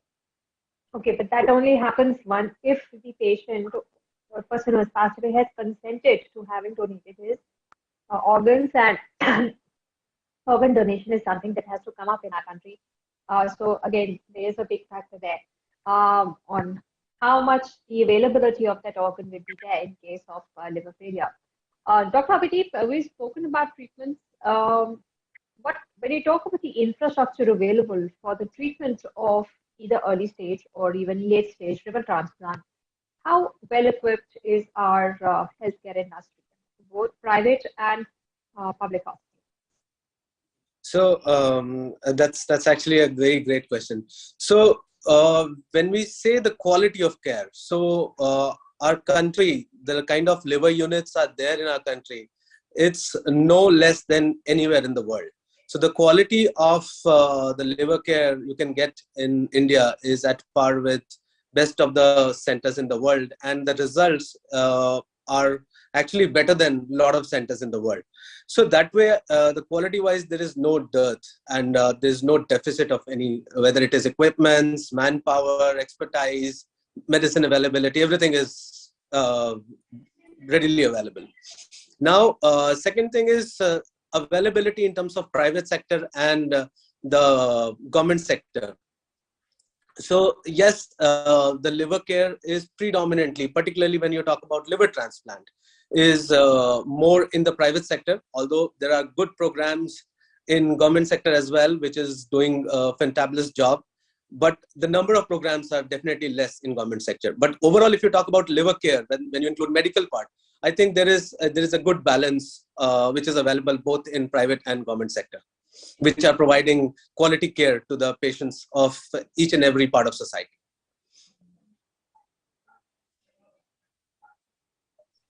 Dr. Parmeshwar, early diagnosis plays a very important role in treatment and cure of liver cancer. So what are the latest techniques and technologies developing there so that liver disease may be found out early? Lifestyle modifications are completely voluntary and people can do it themselves. But when it comes to diagnosing by imaging, by gene markers, bioassays, are we making progress there? What promise does that hold? So that's a very important question from the perspective of general public actually, that how you can detect an early disease, how you can detect liver disease early on. So there are quite a few guidelines which have come up as well, and there are very simple tests which are available now. So a simple liver function test actually can tell you a lot, can give you a lot of information about how your liver is behaving. So like liver enzymes which are done AST and ALT. So if there's an elevation into those enzymes, then you should actually get evaluated further. And ultrasound, which has now become very routinely available, it is available everywhere now. It's available. It's now become a stethoscope for physicians actually. And ultrasound can pick up, fatty liver or damage like fibrosis, and all can be picked up on ultrasound. Also, liver cancers can be picked up. And anybody who has got chronic liver disease like hepatitis B, C, or NASH, they should actually undergo 6 monthly tests in order to detect whether they are having a cancer or not. Because if the cancers are picked up early on at a very early stage, then you have a curative therapies for them, and an early treatment actually can make a dramatic difference between survival, long-term survivals as well. And then the one which has come very commonly now and is becoming more and more available as well is FibroScan, which is basically looking at the elasticity of the liver, that how spongy your liver is, and if your liver is getting harder or bigger, then it means that you've got liver damage, and it can pick up early liver damages as well. And if you have those, then obviously you need to get more evaluation done, and accordingly you need to have the treatment.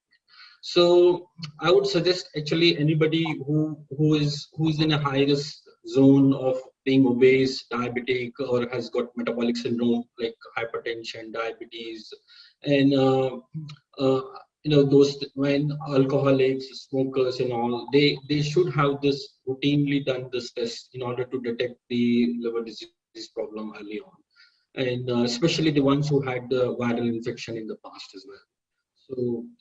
So screening has become a common thing, and there are simple screening tests which are available, which can detect the disease very early in the course. But this is only for high risk group, right, Dr. Mehta? Honestly, if you ask me, the prevalence of fatty liver disease which is there in the country now, it is not a bad idea actually for anybody who is health conscious to have a screening done at some stage, especially if they are after 40. Okay, so because the number of fatty liver disease we see now, because when we do live donor liver transplantation and we screen a lot of normal people for whether they are eligible for donation or not, and you won't believe 50%, 60% of these young guys actually in their 20s who are donating for their father or mother, and then we find that they have got fatty liver disease, and then we have to optimize them. So the prevalence of fatty liver disease is very common in the country, and it is, if you ask me honestly, everybody should be conscious about it, and then if there is anything, they should get themselves screened on. So that's all my right. suggestion. Dr. Ravi, Dr. Pamecha is saying that fatty liver problem is quite widespread in our country. So before I step in for a ultrasound, is there a blood test that I can run that can give me some clues that maybe my liver is facing some issues, I should get it investigated? So a liver function test, can sometimes tell you what your liver has, what problems your liver has, but almost most often that test will be normal, even in somebody who has fatty liver. So therefore, there are certain liver diseases which are better picked up on the liver function test, which is a routine blood test.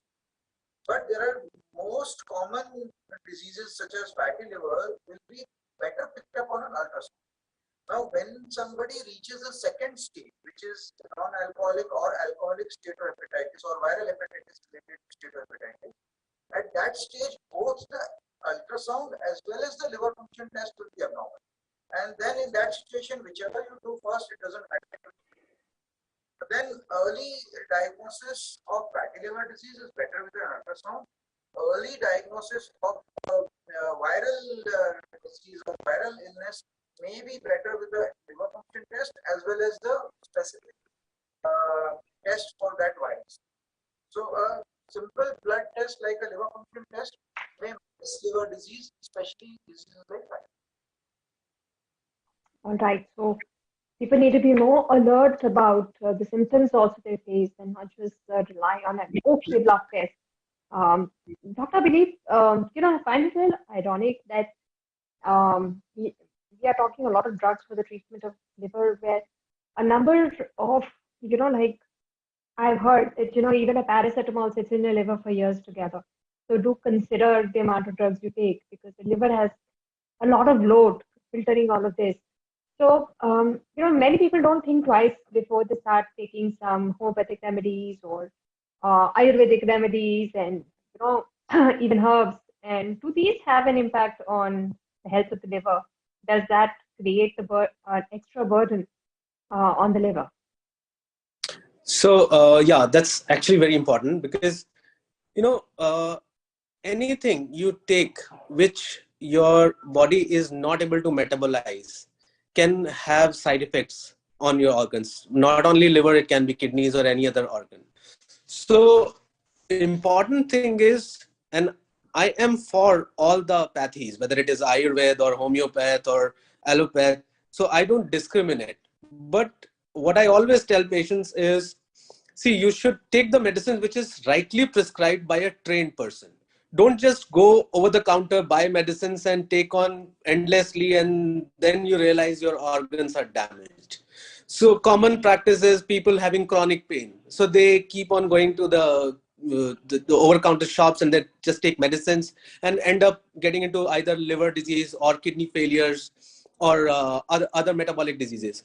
So important thing is, if you have a disease, get it diagnosed, use the medicine which is appropriate for your disease, and if you are getting treated by a trained physician of any pathy, if there is side effect, the trained physician would be able to pick it up and treat accordingly, and you will not have these kind of problems. The problems happen is when the treatment is done by some untrained people or people buying medicines on their own and treating on their own.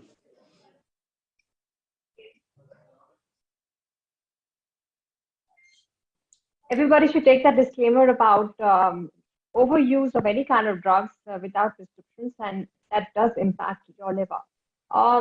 Dr. Pamecha, a number of cancers are genetic or hereditary.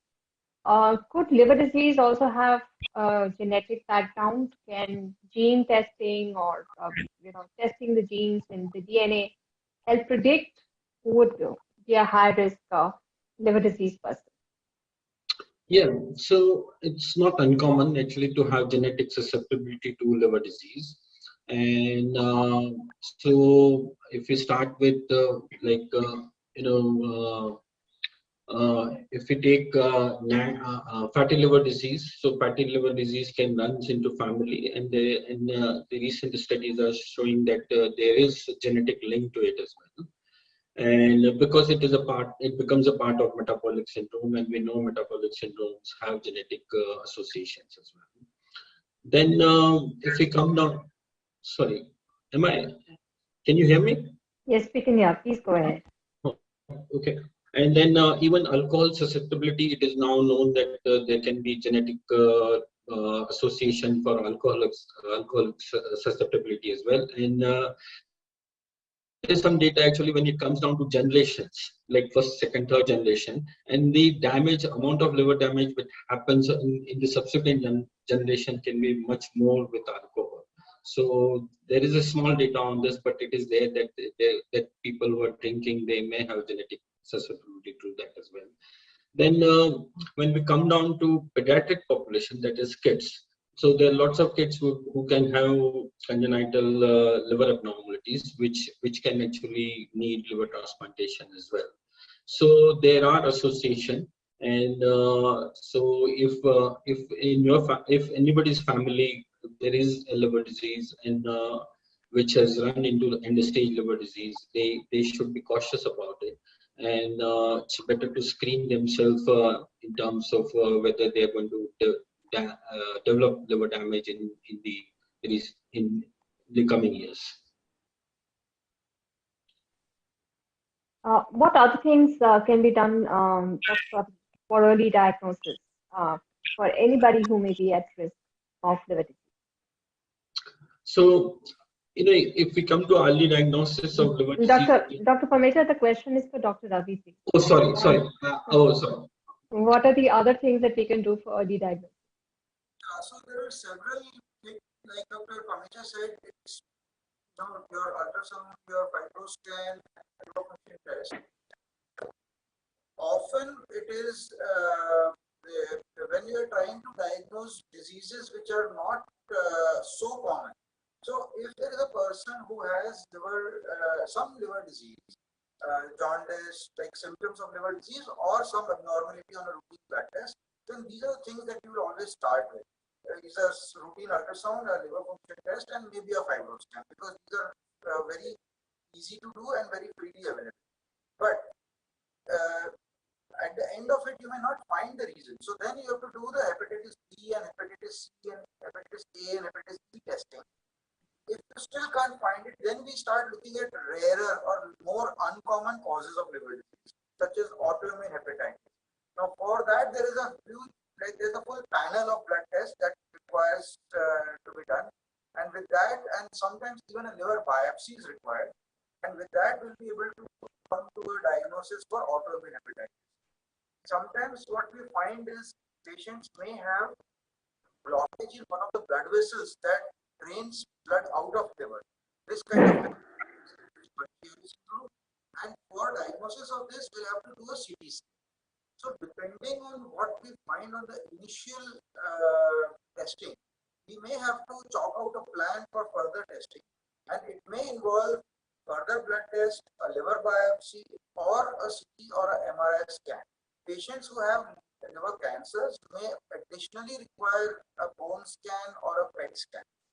Now, one of the things that has been happening recently is that in addition to the fibroscan, there is another test of elastography, which is based on MRI, which is called as MR elastography. So there are several new tests that are now such as the fibroscan and several blood tests which have been around. Cases of doubt, when you are unsure about the diagnosis, a liver biopsy is often what will determine or confirm the diagnosis and rule out other diagnoses. So these are the tests that we have to often do to diagnose the liver disease, the nature of liver disease.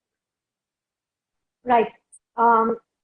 Dr. Abhijit, my question to you is, we are also having research and new age treatments where failing organs can be replaced by artificial ones. Or they, you can have an instrument like a pacemaker that helps the heart function better. Could we have a liver assist device? Maybe if it's not within your body, maybe it's outside your body. Could that help? So to understand that, I must tell you that when you have to have an assist device, you can like you said, pacemaker for the heart. So it just keeps on giving electrical stimulus so that the heart can pump. Similarly, there is a dialysis for the kidney, which helps in removing extra water and some dirt from the body. When it comes to liver, it does almost 500 functions of the body. And if you have to imagine creating a system which can actually support at least 10% or 20% of the functions, imagine we are looking at the size of 20 or 30 dialysis machine, or maybe something as big as a room. So that is something which is hindering us in getting to a situation where we can have something which can work like an artificial liver till the time someone can get a proper liver or the old liver can regenerate. So till now, there are a lot of things which have been tried and which are still being evaluated, but nothing is available which can actually tide over or help or support the time when someone is in liver failure. Although there are certain modalities which can give you a temporary support, but nothing as good as these kind of devices which are there for other organs. Dr. Mamecha, would you like to come in here? Because Dr. Abhijit is saying that the liver does so many thousands of functions. How will you get 1,000 machines to help with so many functions? But one of the primary things that the liver does is flush out the toxins in your body. And some people have ideas like, let's put some carbon beads into the body of humans, and they improve your gut flora, and the gut flora itself will start reducing the toxins. The load on the liver goes down. Do you think these studies work? Could there be a treatment plan with something like this? So just trying to understand your question, that this is just extension of what Abhijit has said, that whether the liver assist devices are going to be available in the future and they can support the liver. That be, so my question is that, say the liver is doing 1,000 functions, right? Maybe a few functions can be done by other parts of the body. Say our gut flora. Our gut flora has a lot of bacteria, and they remove harmful bacteria. So could they perhaps also help remove toxins, so reduce the load on the liver, so that the liver then regenerates and becomes better? Okay, so that's a very good question actually, and there's a lot of research going on this area where people have tried to help liver to regenerate or gets the function back. And one of the things which you have already mentioned, which is called as fecal microbiota transplant. So basically, what happens with chronic liver disease is your gut microbiome is damaged, and you're producing toxin which goes into the liver, and they further causes damage to the other organs as well. And there are lots of trials going on this, and some of the trials have actually shown some promising results as well, in terms of restoring the gut flora and also reversing some of the damage which has been done, and supporting the liver. But still, I think the trials are in phase 3. We don't have the consolidated large data set to suggest that this is it. This is the answer for everything. That's not where we have reached yet. But whatever the little data which has become available does say that this can help. And especially in alcoholic hepatitis and all, it has been shown that it can actually improve the outcome of the patient. So that's where we are in terms of research in this area. And there are other things which have come in play as well. And those are like plasmapheresis, which can actually decrease the jaundice quite remarkably, and can help in terms of liver, can support the liver. But still, I'll again say the data it is just to bridge therapy as a support rather than actually a final treatment for liver failure. And then CRRT, which is basically used as a kidney dialysis, which can also decrease the ammonia level actually, and can support the patient while they are waiting for their transplant, and those things can help. So these are being used, and because as Abhijit pointed out, he's made a very prevalent point that there are so many functions which the liver supports, and we don't have one machine to support all this yet.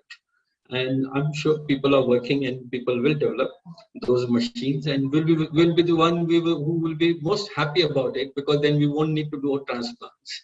Okay, so if those things comes in, because transplant is a major undertaking anyhow. So, and there will be a lot of patients who will benefit from all this. But what we learned from last 2 decades of research which has been done in this area, that we're not yet there actually. We're nowhere near there actually, honestly speaking. But these are therapies which can actually give you time, and especially time is important in this area, because when you have liver failure and you have to decide about transplant, and maybe sometimes you need optimization for transplant to support until they get them better, so that they are in a stage where a transplant can be done. And these things can help: plasmapheresis, CRRT, that's kidney dialysis, which can remove ammonia, or fecal microbiota transplant as well. Okay.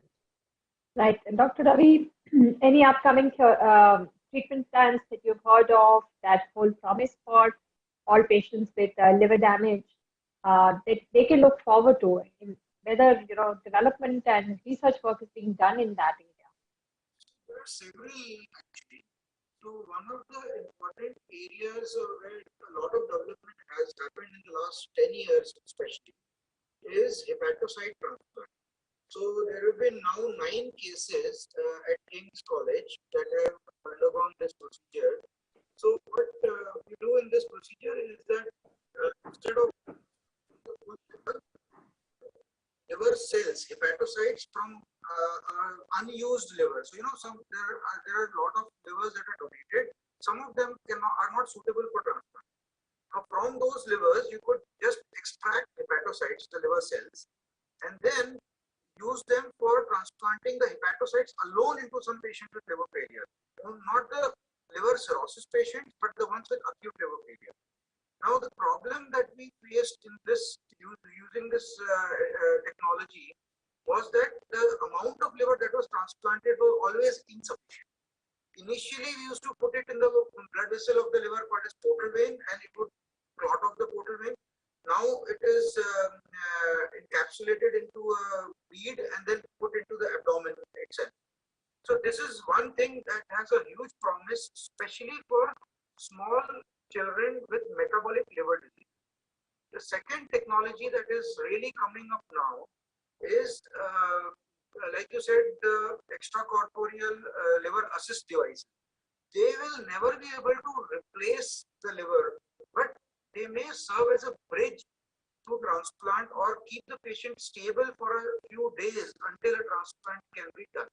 But the third and the most exciting development that is happening, and I'm sure all of you must be aware of it, is that recently 4 kidneys and 1 heart from a pig were transplanted into humans. The 4 kidneys were transplanted into 4 brain dead patients, and a heart was transplanted into an actual heart failure patient. So the heart failure patient unfortunately passed away after 2 months of the transplant, but there are 4 companies that are working on these genetically modified pigs now all over the world, one in China, one in Germany, 2 in the US. And already they have about 7 months survival in monkeys, from pig to monkey.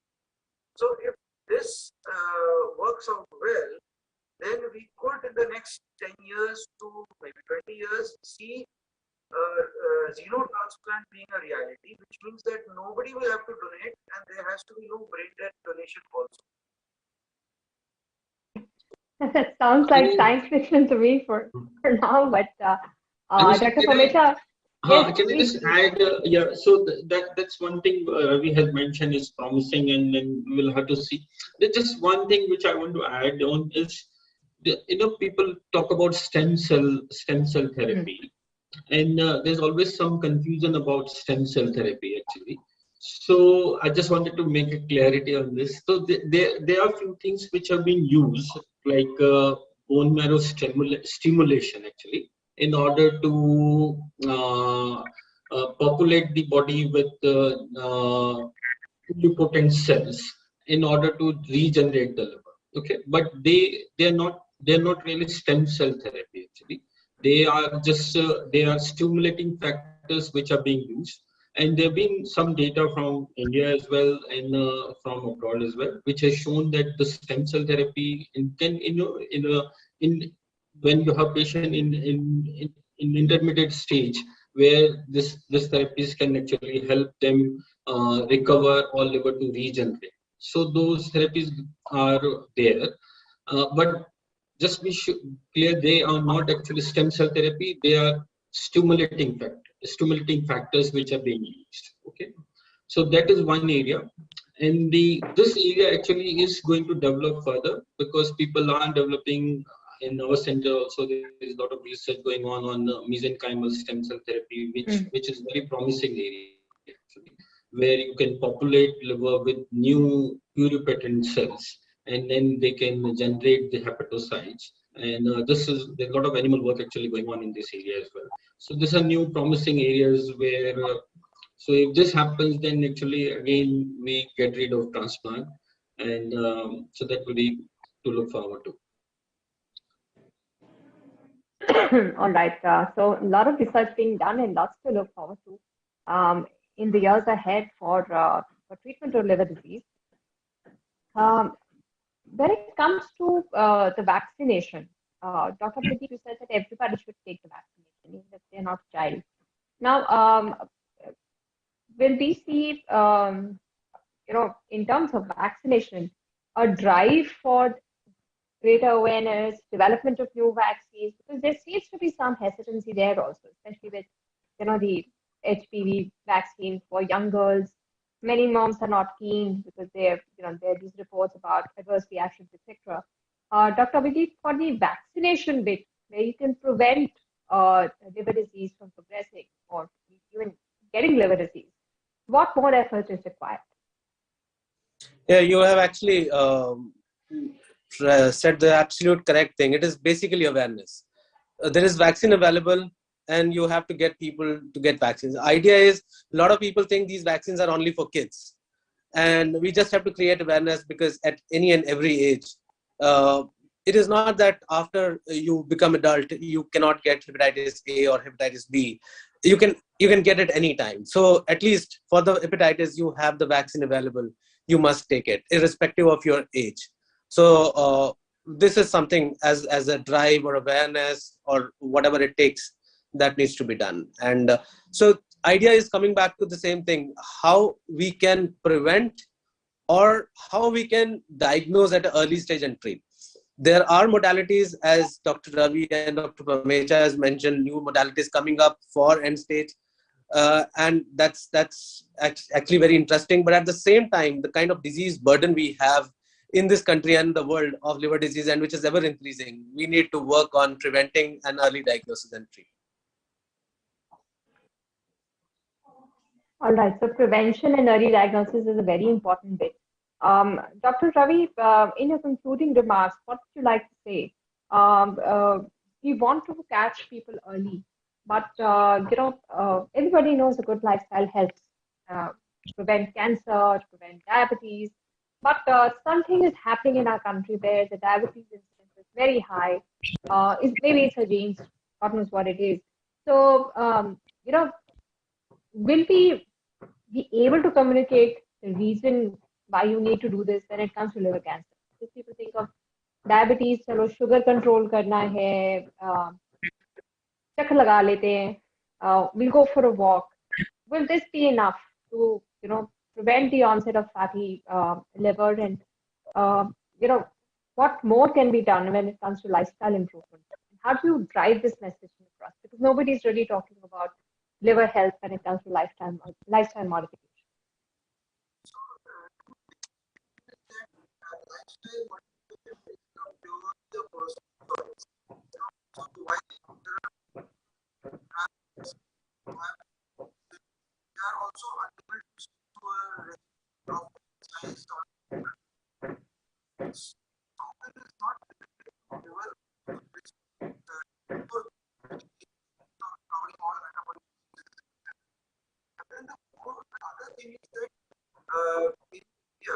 Compared to the West, testing is actually so while it doesn't make sense to do testing on a mass scale in the West, because it won't be cost effective. And therefore, because the cost of treatment in India is high and the cost of testing is low, so therefore it would make sense for us to have testing for hepatitis B, hepatitis C, ultrasound of the abdomen, and maybe a liver function, and diagnose people who have liver disease of any type, and then give them the preventive measures and the possible after that, for them to do it. And unfortunately, I can see that 9 out of 10 people see and have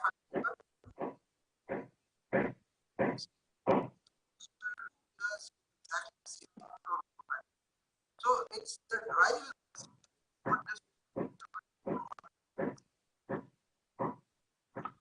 We were having a little problem in your audio, Dr. Ravi, but what I understand is you're saying that the lifestyle modifications are largely voluntary and up to people to make it themselves. Dr. Pamecha, do we also need some research on how to make liver transplants more successful? because there are, there are challenges faced in the host body accepting an organ as well. Whether it's coming from a relative or somebody else, transplant becomes difficult because of rejection by the own body. So is more research being done there to make the transplant process smoother? Okay. So this is very important question actually, because a lot of people are skeptical about transplant, and if we see transplant outcomes have changed quite a lot in last 2 decades. So we are now talking about 10 years survival, somewhere 75% and above. And so these are as good as it can get actually, and it is getting better and better. So we have a lot of patients who are surviving, decades together after liver transplantation. And the main areas where it is that the rejection part is actually being covered very nicely with the available drugs we have. And our understanding of immunosuppression has also changed quite a lot. And we now know that liver transplant patients actually don't require that much of immunosuppression as in cases of other transplants. So we know that we can minimize the immunosuppression as much as possible. And rejection per se, if we leave the early course of the transplant, in the longer term, rejections are not that common as a cause of major problem. Now we are actually looking more towards how not to develop side effects of immunosuppression therapy. And that's where the thrust area is now as a liver transplant community is. So just to summarize, what I meant is the transplant outcomes are very good. The transplant community is working on decreasing the side effect of the immunosuppression therapy, which is the thrust area. And long-term survivals are just improving. Every year more and more improved results are being presented all over the world. So, and that's why transplant actually becomes a very good option when you land up with liver failure and you need a transplant. The quality of life is very different after liver transplantation.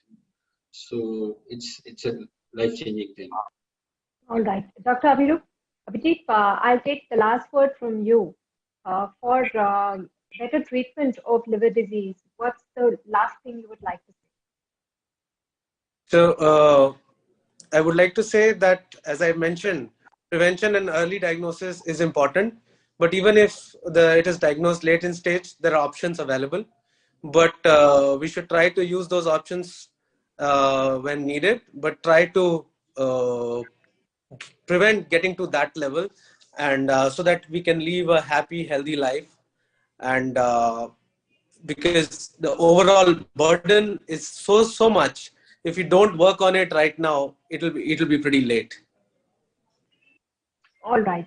Thank you all for joining us this afternoon and sharing with us all the upcoming therapies and the treatments that work well for those with liver disease.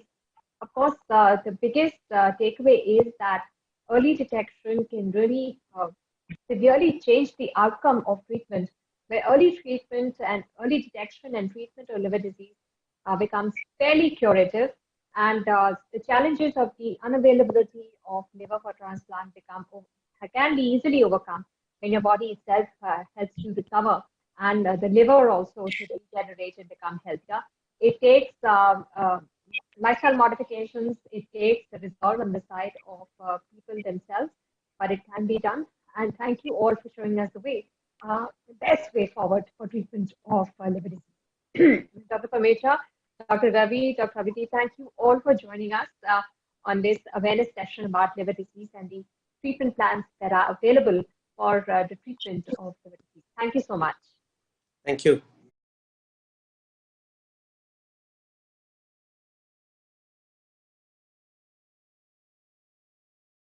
Liver health in India. Do stay tuned to IHW Council's Facebook page for all the latest updates on the issues about health and well-being that IHW Council regularly talks about. Do follow our Facebook page for the latest updates and stay tuned. Bye-bye.